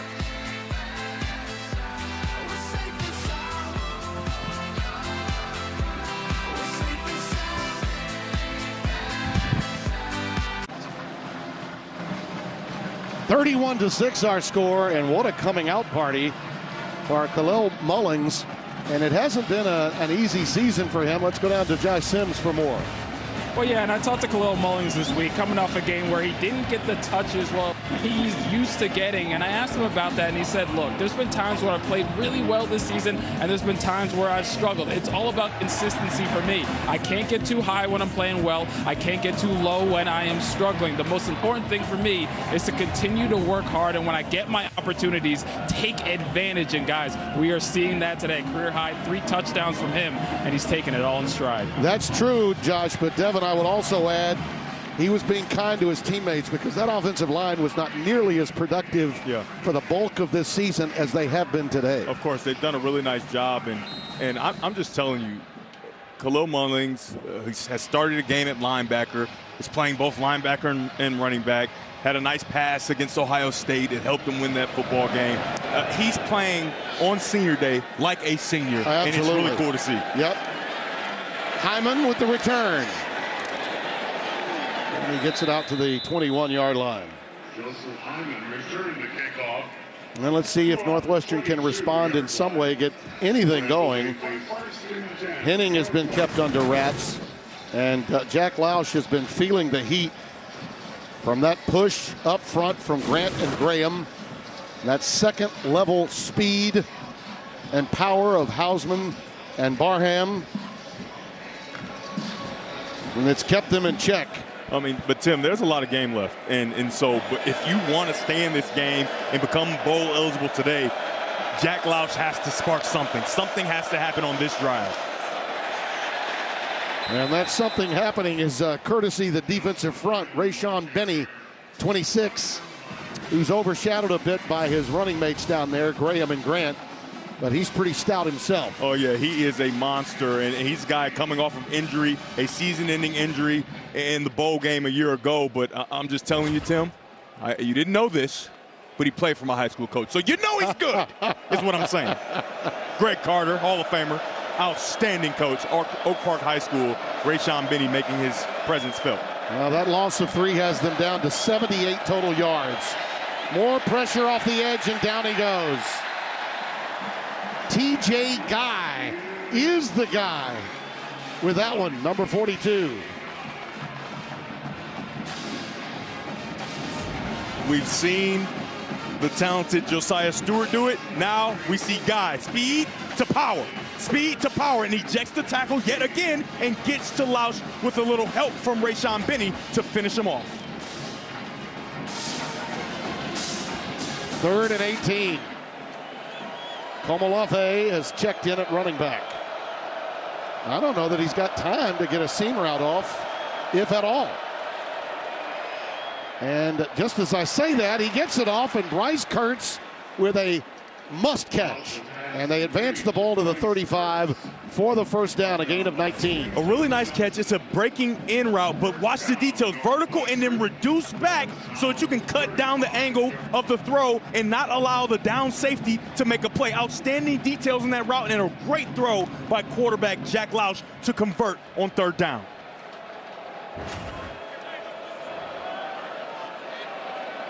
From the 35, first down. Komolafe remains in at running back. Little RPO that was well read and almost picked.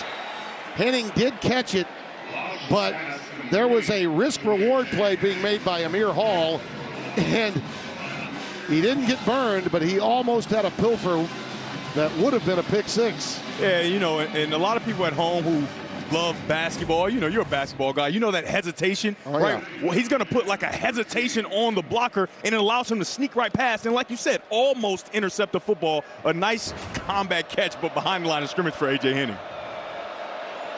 Yeah, I've done a few games over at Chrysler. Decent. Decent amount. Just a few. Lausch in trouble. Airmailed the pass incomplete for Henning near midfield.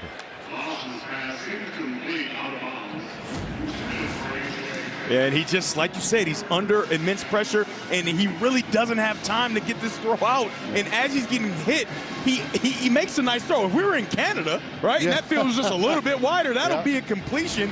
But he cannot get the ball there in time before the receiver's out of bounds, and TJ Guy, again, making his presence known. Speaking of Canada, a pretty fair quarterback from Boston College that played in Canada, in Calgary, Doug Flutie. Yeah. 40 years ago today, hit the Hail Mary to Gerard Phelan to beat Miami. Over the middle and caught. And once again, Marshall Lang gets it out for the necessary yardage to move the sticks again. Out to the 46. The one thing that Jack Lausch has worked extremely hard on is playing on time. 1, 2, 3, hitch, and drive that ball on the numbers of your tight end. It gives Lang the opportunity to catch and power his way for a first down. Well, to your point, they are playing as though the game's on the line right now, Northwestern. Lausch, that pass was overthrown, intended for Kurtz. He had him.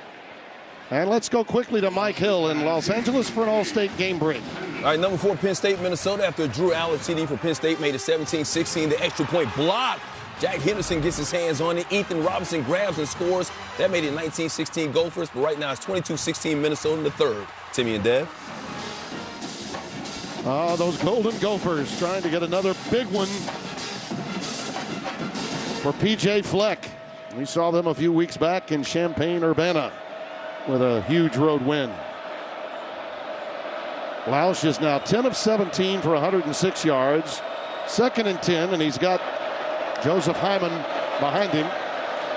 And again, they go with that RPO look. They set it up to Henning, but it was again well read by Michigan. That's a backward pass. I think that's going to be a fumble, and they're going to move this line of scrimmage back a few yards. Yeah, they are. They sure are. Yeah, it's a backward pass, and so it's equal to a fumble, right? You can see he's right there, and he throws the ball, and where it lands, it's behind where he released the football, right? A bad throw by him, but the most important thing, you lose yardage and create a third and much longer. Well, they've converted a couple of 3rd and longs to get it here. And given the score of this game and the time remaining in the 3rd, they may be in 4-down territory. Keep your eyes on number 1, Jay Sean Barham. He's the spy. Incomplete. Kurtz, the intended receiver, Amir Hall in coverage. 4th and 13 is not 4th and 5. And Tim, we've seen a lot of zone coverage from Michigan, which is a little uncharacteristic for Wink Martindale, but on that play they go back to their fail-safe, what they love, man-to-man coverage, and it forces Jack Lausch to be extremely accurate with the throw, and he's not able to do it. I expect for them to go back to that fail-safe, go back to man-to-man, and force him to try to make a accurate throw again. David Brown decides to go for it on 4th and 13. They're 11 of 15 on the year. That's 73%, but this is a tough take. Intercepted by Mason Curtis. And the Wolverines will have it at the 42. His 2nd interception. And we got a marker down, it appears. They got a flag down. Morning, Michigan. It's their first of the ball game. There's no yardage penalty involved. First down and 10, Michigan. Timeout on the field. Well, Jeffrey Sarvinsky took care of it for us. Cue the commercials. And the Michigan defense does it again.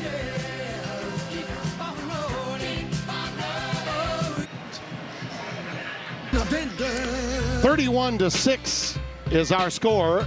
And Mason got those glasses on. Oh, yeah, the turnover buffs, right? Yeah. You know, everybody has their thing, and we got a pair, right? And if you want to get your own, will2johnson.com. I mean, they gave them to us because By the way, you are pretty cool. Just so you know, my wife at home is saying, why are you wearing glasses inside? You're in a booth. Why are you wearing glasses? Because you're cool. I'm cool, and I'm That's doing right. what 98 tells me to do. I'm in his crib.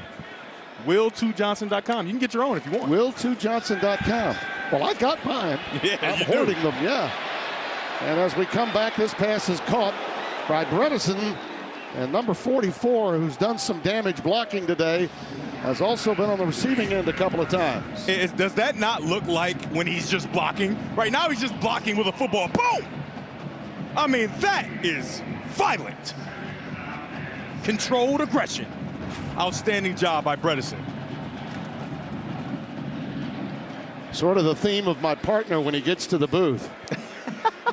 It's Controlled true. aggression, True. yeah. I can't even deny it. It's true. No lies detected. Edwards had a great time chatting with Donovan yesterday, and he kind of kept it in perspective. And I said to him, you know, he's one of the most exciting and enjoyable college players I've ever seen play, and he just took it in stride. He's got some attitude about him. Yeah. A lot of fun, and a young man that, like so many today, is enjoying this last opportunity to play at home. As we come to the end of the third quarter, it'll be 3rd and 4 when we come out of the break.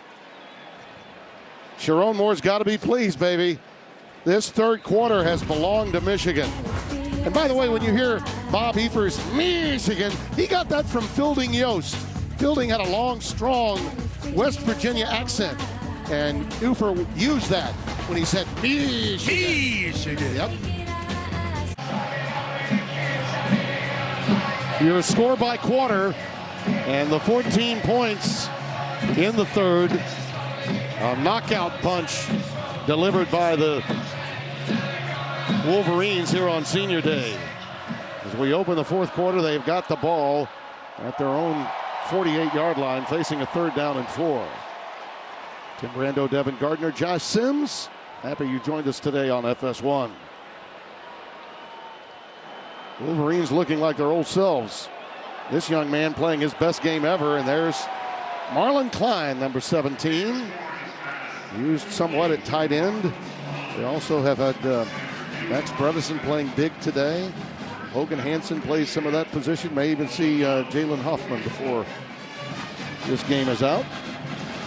You know, what he's practiced in the bye week is getting into the pocket. You can see it's paying dividends, right? Yeah. He gets into the pocket and he creates so many opportunities. He throws for a 1st down, and that's an easy throw for Davis Warren to make. I mean, this is not a bad Northwestern team, despite their record coming in. This was a team that matched up pretty well against them. Look at that. It's like the Blue Sea opened up for Donovan Edwards. Saving tackle by Damon Walters. Otherwise, he's in there padding his stats and adding to his career numbers. I mean, just take a look. This middle has been outstanding all day, getting to the second level. I talked about it. Greg Crippen, Josh Preeb, and Giovanni El Hadi just parting the Red Sea and allowing Donovan Edwards to get down the field. From the 20-yard line, Edwards now with 45 on the ground, 17 receiving. There he goes again. Big time. Rolling a 7, Donovan Edwards.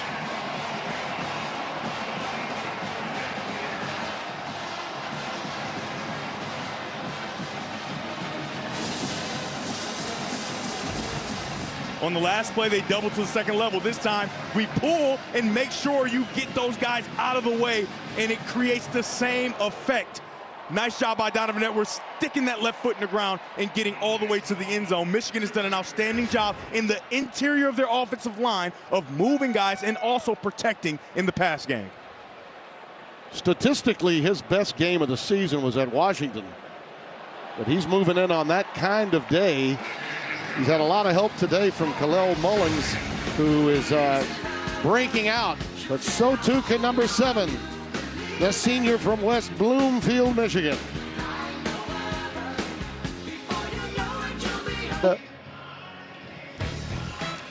Donovan Edwards, Max Bredesen, Davis Warren, Giovanni El Hadi. All are members of this incredible senior class for Michigan. They have the winningest four-year stretch in school history with 45 wins. Along with that, they have a national championship, 3 Big Ten titles, 3 wins against Ohio State, looking to finish a career at 51-8 overall. My goodness, what a remarkable run for these guys. Look at that. That's all on senior offensive linemen moving guys out of the way and allowing that running game to really get going in the second half. Hyman from his 2.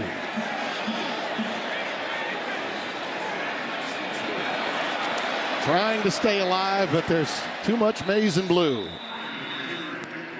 Stop around the 14. I think they'll mark him forward progress at the 15 before pushing him back. 38-6. What an onslaught, and a defense that's just been incredible today. I think it starts with putting Northwestern behind the chains. 100%. They haven't been able to establish that run game that they like to get to help them in the passing game. And when you have -4 yards rushing, it's going to be tough to win a game in this rivalry. Wink Martindale has got to be pleased.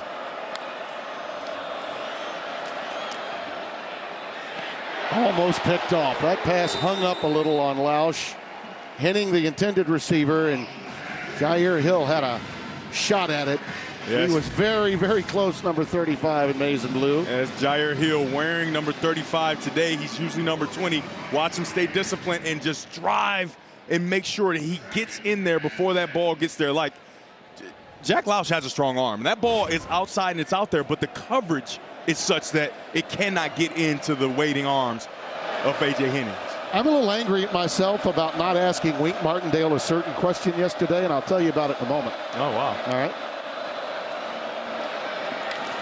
Porter, not there. I meant to ask him, how many times do you hear it, Wink, that you share the same name with one of the great game show hosts of all time? The great Wink Martindale was the outstanding host of countless game shows in the 70s out of Jackson, Tennessee. Wink has got to be in his late 80s now, and one of the great game show hosts ever. You know, Tim, you're telling that story, and I said, yeah, as if I knew, and I didn't. I really didn't. I had no idea. I learn something new every day with you. I'm just telling you, I really appreciate that. He was a disc jockey at KMPC in Los Angeles. If anybody ever asks me about that, I'll have that information, and I'll be able to use it. He worked at the same station with the great Dick Enberg and Don Drysdale doing Angels games. That pass is incomplete, intended for Marshall Lang. How many guys could say they've got the same name as not me, Wink Martindale? Not me. Yeah. And you know what else, Tim? You did what we call in the business a tease. You're just teaching me stuff left and right. You teased it, a play went by, and then you came with the information. Outstanding job by you. Yeah, and I still have to explain those sunglasses to Terry when I get home. I'm blaming the turnover bus. You got to tell the turnover bus. The turnover bus. And I'm going to be an awful announcing for the rest of my life, apparently. Morris with the fair catch at the 37-yard line. Boy, the Wolverines going to carry this momentum all the way into next week. How about those Heismans? Tom Harmon, the original 98. Yep. The one you wore out of respect for your elders. God love you, Devin Gardner.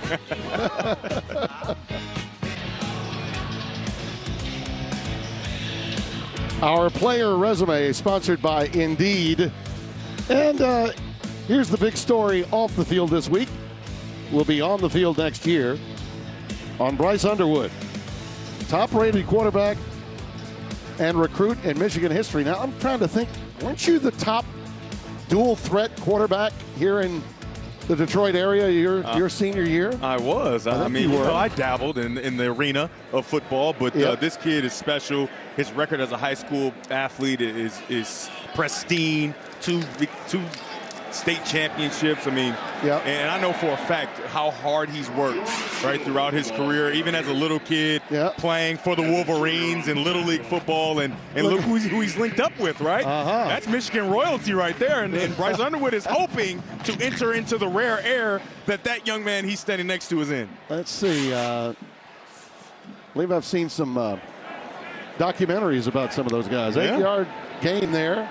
Jordan Marshall with that last tote, remains in the backfield on 2nd down and a long 2. Let's pound the rock from this point forward for Michigan. Keep that momentum going and keep your #1 guys as healthy as possible going into next week. Well, as you and I talk about this game in this moment, understanding what's going on in the world around us, Colorado is in peril. Yeah. Ole Miss has already gone down to Florida. We're talking about teams that were hoping to be, in the college football playoff, still alive. There's a lot more out there, too. Upsets aplenty, and we're only halfway through the day here in late November. And everyone sitting in this stance is hoping for one of those upsets next week as we see the true freshman get his opportunity. Marshall gets 5 yards there.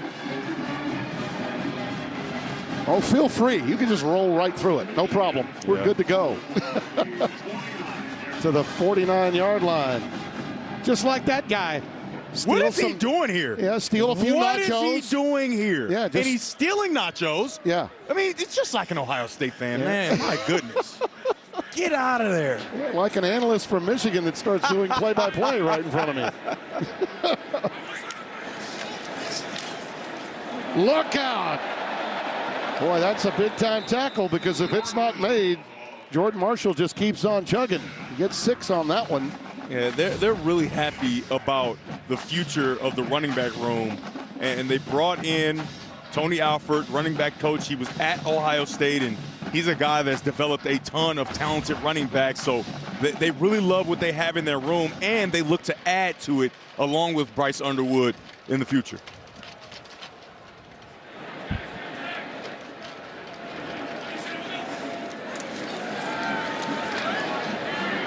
Out pattern is incomplete, intended for Kendrick Bell.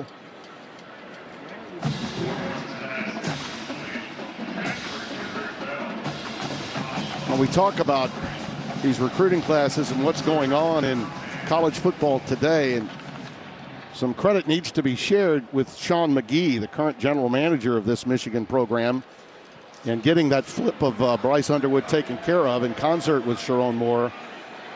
Just about every program in college football today has a general manager, and player personnel is their concern.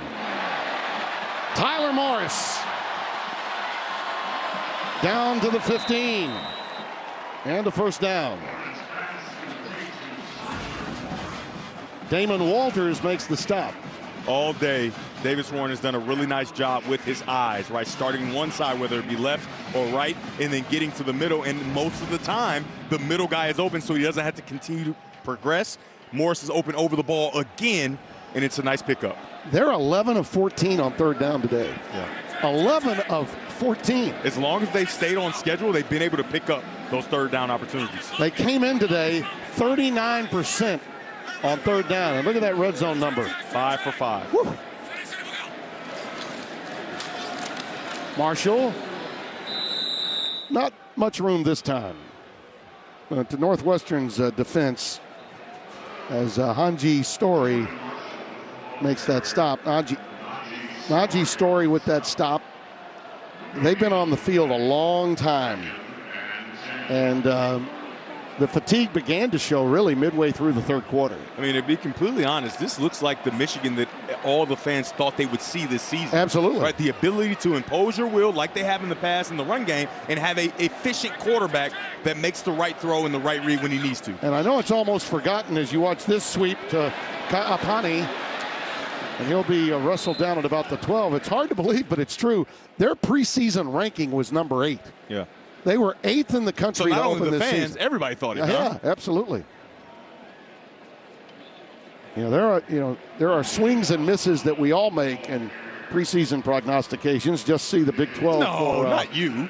Just see the Big 12 for details. But Tim, you make them all right in the preseason, right? No mistakes for you, right? I did pick Michigan to win it all at the beginning of the 23 season.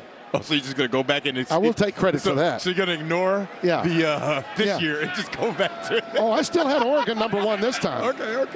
Where'd you have LSU, old Tim? Where'd you have Well, I had them with Underwood for next year, I can tell you that. Well, that ship has sailed. Yes, it has. O'Leary gets that one, and they're going to be a couple of yards away on 4th down. You know, Tim, I don't care what anybody says. You're never wrong. Take that to the bank. If I am, that's the one time I'm quiet. They are going to go for it here. Yeah, I mean, they've had such success running the football. You imagine that they're going to use those 3 interior offensive linemen and try to pound this thing and get 1 yard. You think 23 might get it? Follow 44 again? Yes. I'm going to go with a maybe. Okay. And then I would probably change to probably. Yeah. Marshall did get it, so we're half right. And he's down to the 5-yard line. I mean, you imagine that they would go inside, right? They have had great push and great recreation of the line of scrimmage from those interior guys, and they go behind them again and pick up the 1st down.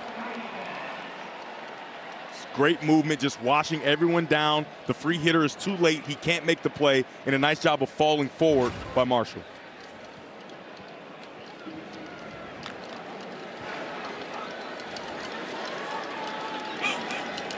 Everybody in tight. Marshall dots the I.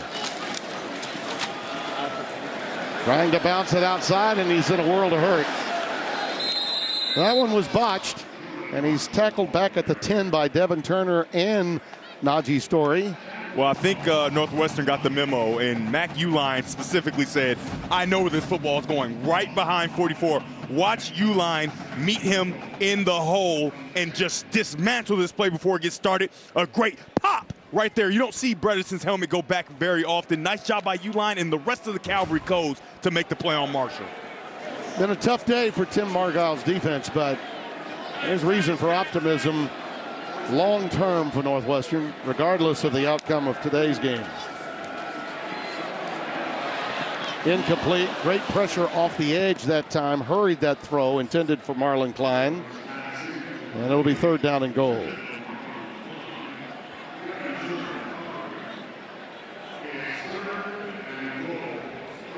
The other thing that kind of points out to me about the Michigan story this season is you had a miracle working quarterback a year ago, and people just need to remind themselves they don't understand of that. it. He was a miracle worker. He was. They had a lot of 3rd and long opportunities, Sure did. and you just don't usually convert those at the percentage that he was able to do it. No doubt about it. And you're missing that this season. And his stats didn't always tell the entire story. Yeah, he was a 1st-round pick for a reason. Incomplete. Tyler Morris was the intended receiver. Again, some pressure, and that'll bring out the field goal unit.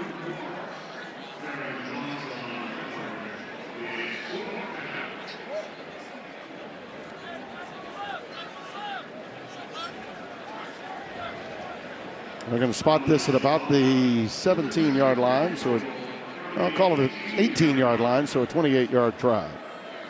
Zavada has been perfect today. Matched his career long with a 56-yarder in the 1st half.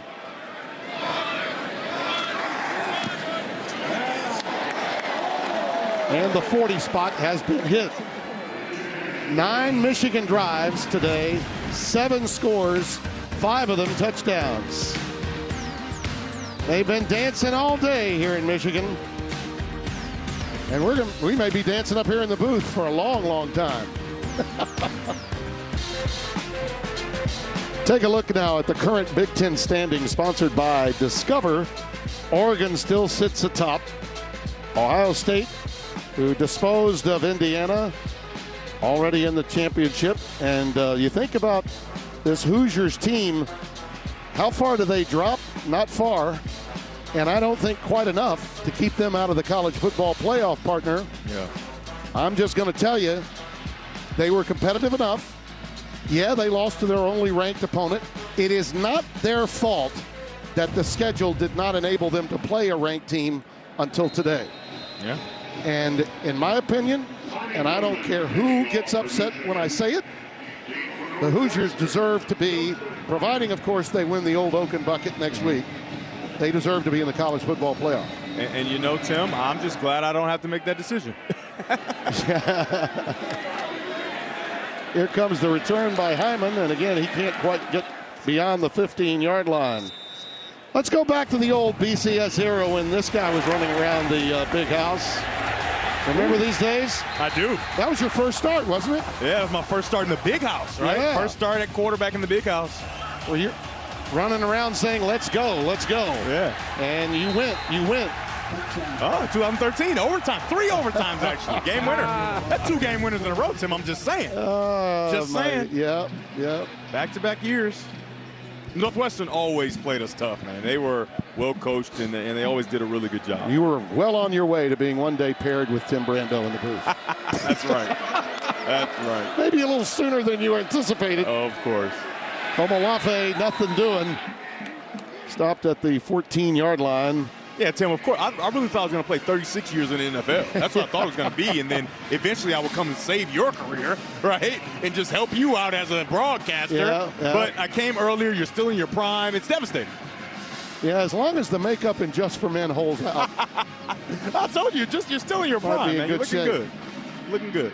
New quarterback, Ryan Helinski. Yeah, Ryan Helinski finally getting a little playing time. And as you mentioned at the outset, we went down to the field before the game. He was spinning it pretty good. Yeah, he was. Incomplete.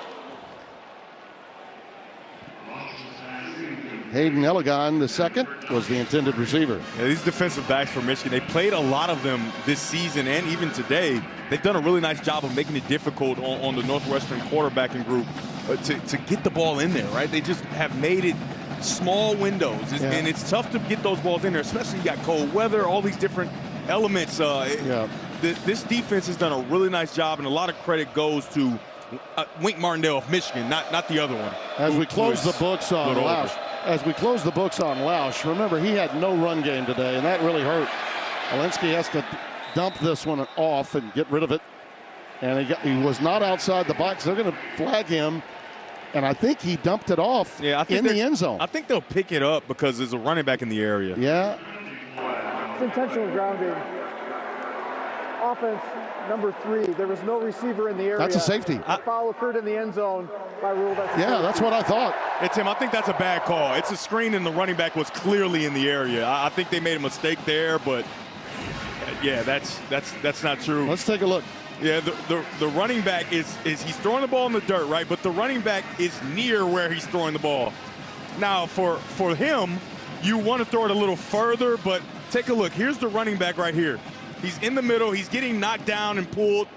I think that he's in position enough. That's a lineman that got tracked, but I think he's in position enough that wouldn't be intentional grounding, but they call it, and it's a penalty and a safety for Michigan's defense, and it just adds to what they've been able to do today. Yeah, that's the explanation that he's giving to Zach Lujan, and I'm not disagreeing with you at all. Yeah. But right away, when I saw the flag come down in the end zone, I'm like, that's a safety. Yeah, and the problem is, if you're going to throw the ball away because he was outside the pocket, it has to at least get to the line of scrimmage, right? Yep. So he throws it almost right in front of him, and so it has to be a receiver in the area, which I believe it was, and they didn't think it was, so it's a penalty and a safety for Michigan. Northwestern has minus 3 rushing yards today, okay? Now, we do figure sacks into rushing yards overall in the college game. I wish they'd get rid of that rule and go the pro route with those stats. But the last time Northwestern had negative rushing yards, it was against Michigan in 2014. It's been that long. Did I play in that game? Yeah. It was 14, so yeah. I did, yeah. Yeah, that was your senior year. It was also my first year at Fox. Oh, look at that. So think about that. That's And that's when Blank Slate started. Yeah. The ice cream creamery. Yeah, look at that. 2014 was a good year, baby. It's a good year. Jordan Marshall awaits the free kick. Looks like they're going to squib it. Nope, he's going to go deep with it, end over end. And Marshall will have a chance from his 18. Oh, boy, look at this. Look at this.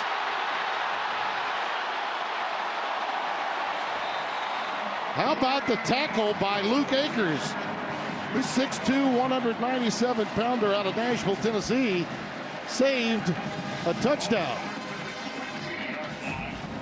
I mean, it just looks like the offensive line all day, right? Except it's now on the kickoff return, and Marshall reads it and bursts through the middle of the kickoff team. And like you said, what a job by Akers to get him to the ground.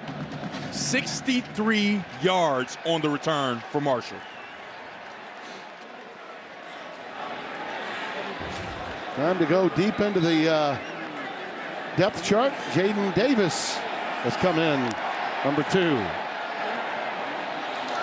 And there he goes. Why not?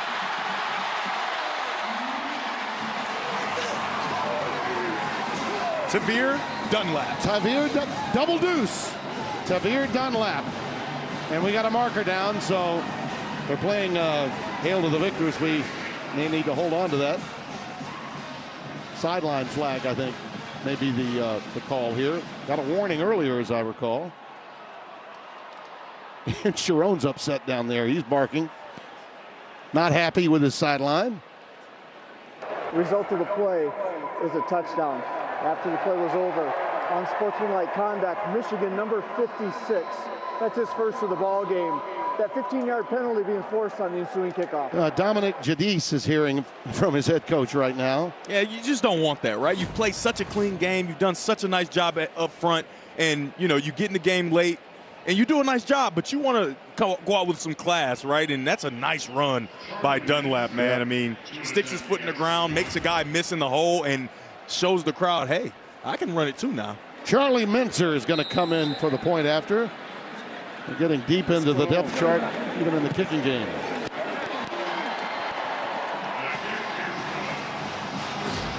Sharon not happy with what happened at the end with the penalty flag.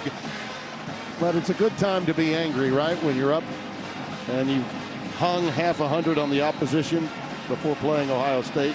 Drive home those coaching points. Sharon? Yeah, penalties like that will not fly next week. Right? No. You got to make sure that you play clean football because it pains me to say this, but Ohio State is a juggernaut right now, and they're playing really good football. They did away with Indiana, and they have had this game circled from 4 years ago, honestly. I mean, I don't think it's good. I don't think that anyone in that fan base is happy about the way that it's happened for Ohio State in the last game of the year, right after Thanksgiving. And they're going to come guns a-blazing. Right. They're going to come with everything, and Michigan has to be prepared, and they have to play clean football. And by the way, I thought going into today's game that we had on Big Noon, I really felt that it was Ryan Day that had more pressure than Kurt Cignetti. I really did. I agree. Cignetti, in my mind, was playing with house money. Oh, 100%. I think you're exactly right. Nobody expected anything from Indiana, and they came out and they showed that they are a force to be reckoned with, not only for now, but for the future. And Ryan Day hasn't proven over and over consistently that he can win the big one. Well, that was a big one, and he won it. Now he gets his opportunity against Michigan in Columbus to try to win it again. Well, Michigan's previous high for points coming into today's game was 30 points. And they've scored 50 twice last year versus Minnesota and Indiana. And they're at the 50 spot now as Hyman gets it out to the 35. Tomorrow, it's an NFL doubleheader on Fox. First, the Cowboys take on the Commanders, or other regional action. Then it's America's Game of the Week. Christian McCaffrey leads the 49ers against Jordan Love and the Packers, or the Cardinals Seahawks. Check for the games in your area, only on Fox. Just over 4 minutes left here. A lot of important games left to be played collegiately tonight that have a tremendous bearing on the College Football Playoff Committee. Komalafe past the 40 to the 42. Had a nice chat with Ward Manuel. He's got Louisiana roots, by the way, as you know. Athletic director here at Michigan. And there is absolutely no doubt that he's been dealing with a roller coaster ride of emotions here at Michigan for the last handful of years. And especially this week, so much taking place off the field as well as on the field. And of course, those duties that you have with the committee. There's the turnover story and the rushing yards. Bottom left of your screen. Yep. 0 rushing yards for Northwestern, 5 rushing touchdowns. Unbelievable. For Michigan. Yep.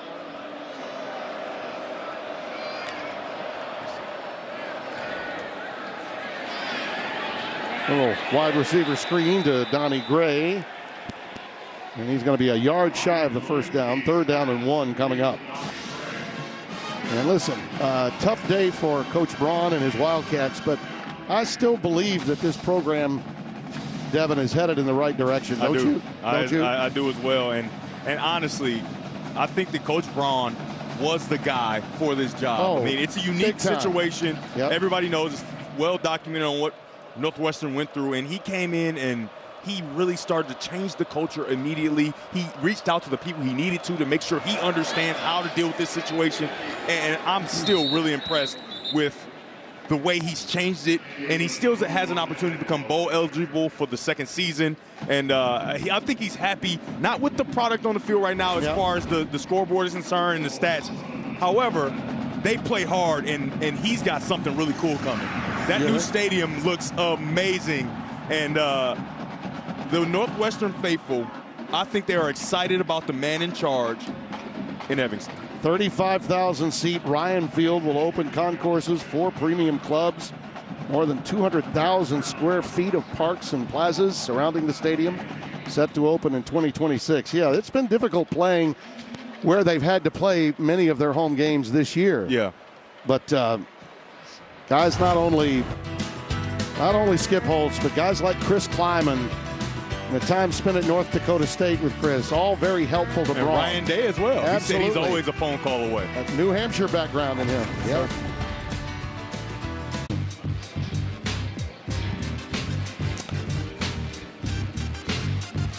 We welcome you back.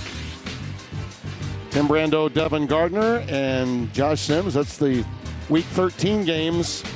And look at those scores. And Nebraska getting off the schneid where the Bowls are concerned. That rule's going to get them into the postseason. Huge win against Wisconsin for them. And, oh, by the way, there's a few other teams that are going to have a say-so tonight in what's happening with the college football playoff. Submit for your approval, partner. Army against Notre Dame. That is a, think about that one for a second, okay? Yeah. Boise plays at Wyoming. They seem secure as long as they win out. And, of course, next week, the Friday after Thanksgiving, Black Friday, you and I will be back on the blue field. We got a marker down, so we're going to check on that. You and I will be back on the blue field on Friday, and we don't know exactly where we're going to be. After the play was over, there was 2 unsportsmanlike conduct penalties, one against each team. Defense number 6, offense number 11. The penalties offset. It is second down. We thank Mr. Cervinsky for clearing all of that up. But we don't know exactly where we're going to be on Saturday, but something tells me it will be at a Big Ten location. I have a premonition. You know, Tim, maybe another trophy like game. I said, Tim, you're never wrong. I don't care what the internet says. I don't care what anybody says. You're never wrong. And I think you might be right again. Yeah. Second down and 7 from Olave. And while we're talking about other games of importance tonight, I'm going to give you an upset alert game, all right? Mm-hmm. Number 7, Alabama, is playing in Norman tonight. In Norman, where they are hungry for anything good to happen. Anything. Yeah. A&M plays Auburn, and a huge game for Iowa State to stay in position. By the way, Kansas whooping up on Colorado at last report. That aids who? Iowa State. It's 37-21 is that score. So Matt Campbell and company, if they can win out, they could be the beneficiaries. Got a shot. And move into the Big 12 championship game if they can win out.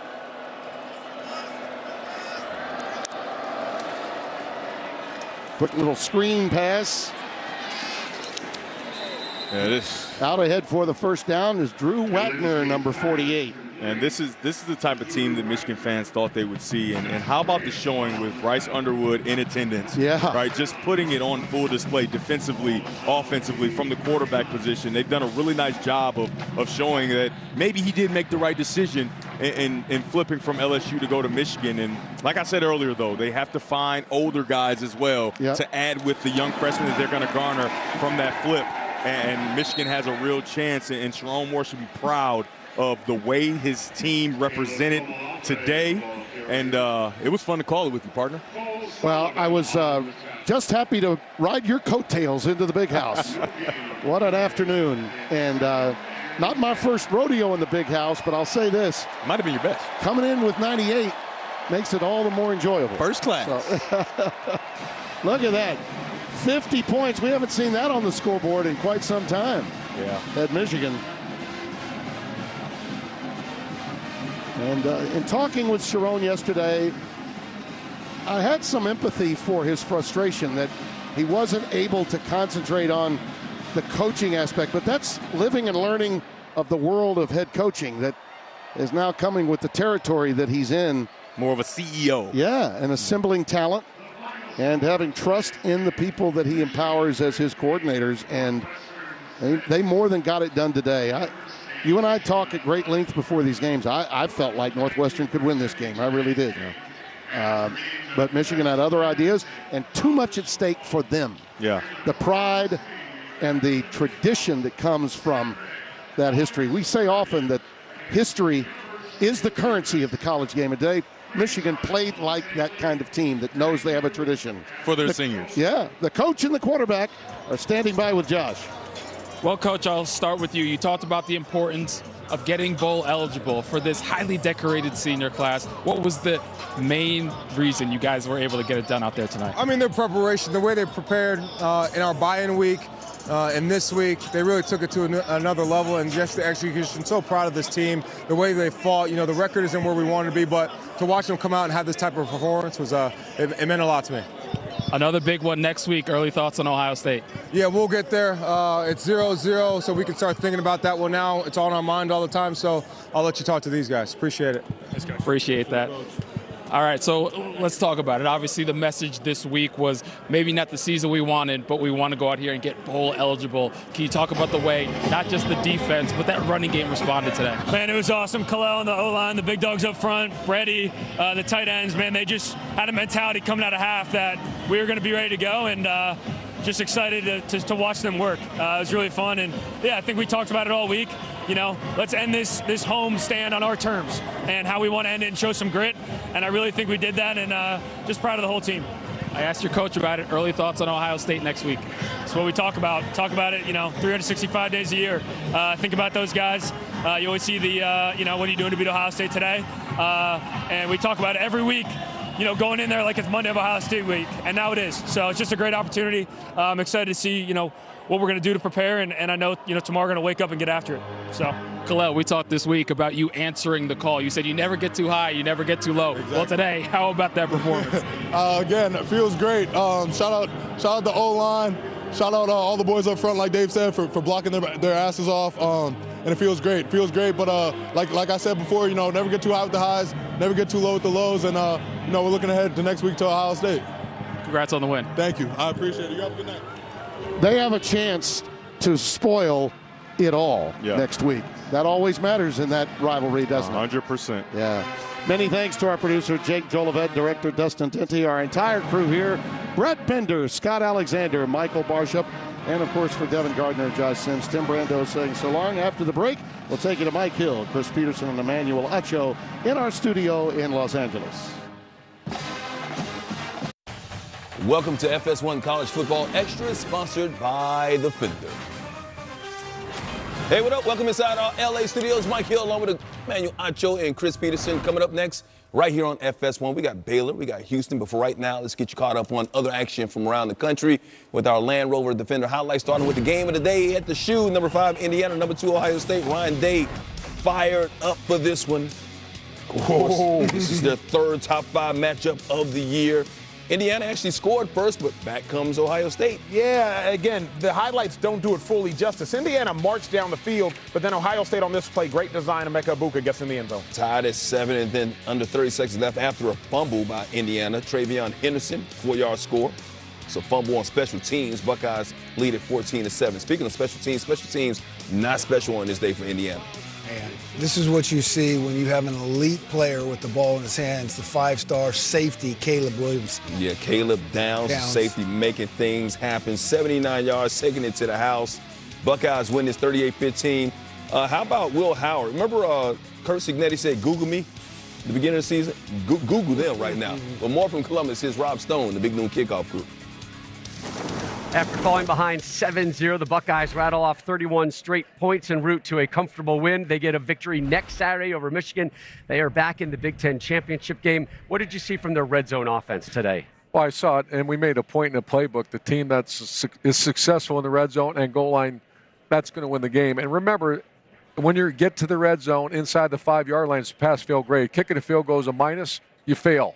Scoring a touchdown, you win. And they were 4 or 5 after the first one. I still don't understand why they try to drive it in. There were 22 people around the ball. But they spaced it out, made some plays, threw the ball, and ran the edges. And they were 4 out of 5 in the red zone. Will Howard, incredibly efficient, 21 for 25, almost 200 yards, a couple touchdowns. Really controlled the game there. You love to see that. The offensive line was a concern. We were kind of curious to see how that would play out. I thought they did a really good job, rushed for over 100 yards. I thought the pressure package that Ohio State brought into the game, it was too much for Indiana to handle. They had 5 sacks, they had 10 multiple quarterback hurries, and they just had Curtis Rourke under duress all day today. And for Indiana, guys, they had a chance to prove the doubters wrong today. They didn't get the job done. Now the real question is going to be how far do they fall in the playoff ranking. Still a really good football team, but let's see what the committee thinks. Need some help. Michigan week begins right now. 1,820 days since the Buckeyes last beat the team up north. We've got it live for you next Saturday on Fox. Best believe every M on the Ohio State campus being crossed out right now, because next week on Fox is Michigan week. Ohio State, Michigan, college football's most intense rivalry. Coverage begins next Saturday at 9 a.m. Eastern with a special 3-hour edition of Big Noon Kickoff live from Columbus. Elsewhere, number 25, Illinois Rutgers. How about this finish? 4th and 13. Rutgers down 31-30. They're up 31-30, I should say. Ethan Machowski, 58-yard field goal attempt for the win, wide left. But hey, Rutgers called a timeout. Illinois decided to go for it, and it paid off. Smart move. Luke Allmeyer putting it on Pat Bryant's numbers. Look at this. 40-yard touchdown. That's the game winner, and Illinois wins it 38-31. Number 9, Ole Miss, Florida. Florida coming on strong at the end of the season. Ole Miss, of course, still trying to keep their college football playoff hopes alive, but Montrell Johnson Jr. had other ideas. Lane Kiffin not happy, and Jackson Dart into the end zone. He had a good game, but then he threw 2 costly interceptions late in this game. Yeah, the last 2 drives, that's when you want your best players stepping up. That might be it for the Rebels. They lose 24-17. Wake Forest, number 8, Miami. Cam Ward. Wide side out, toughest throw in football for those college guys. Pass Bernie Kosar for most passing yards in the season in Miami program history, and then the defense coming through here. Mish Powell, the safety off the edge. 77-yard pick six. Miami wins it 42-14, their first 10-win season since 2017. They win next week. They're in the ACC championship game. SMU already in with the win against Virginia today. Kevin Jennings. Dart. That's an absolute strike. Between the linebacker and the safety, just an absolute strike right there. Moochie Dixon right there, and then Jennings is going to find Matthew Hibner.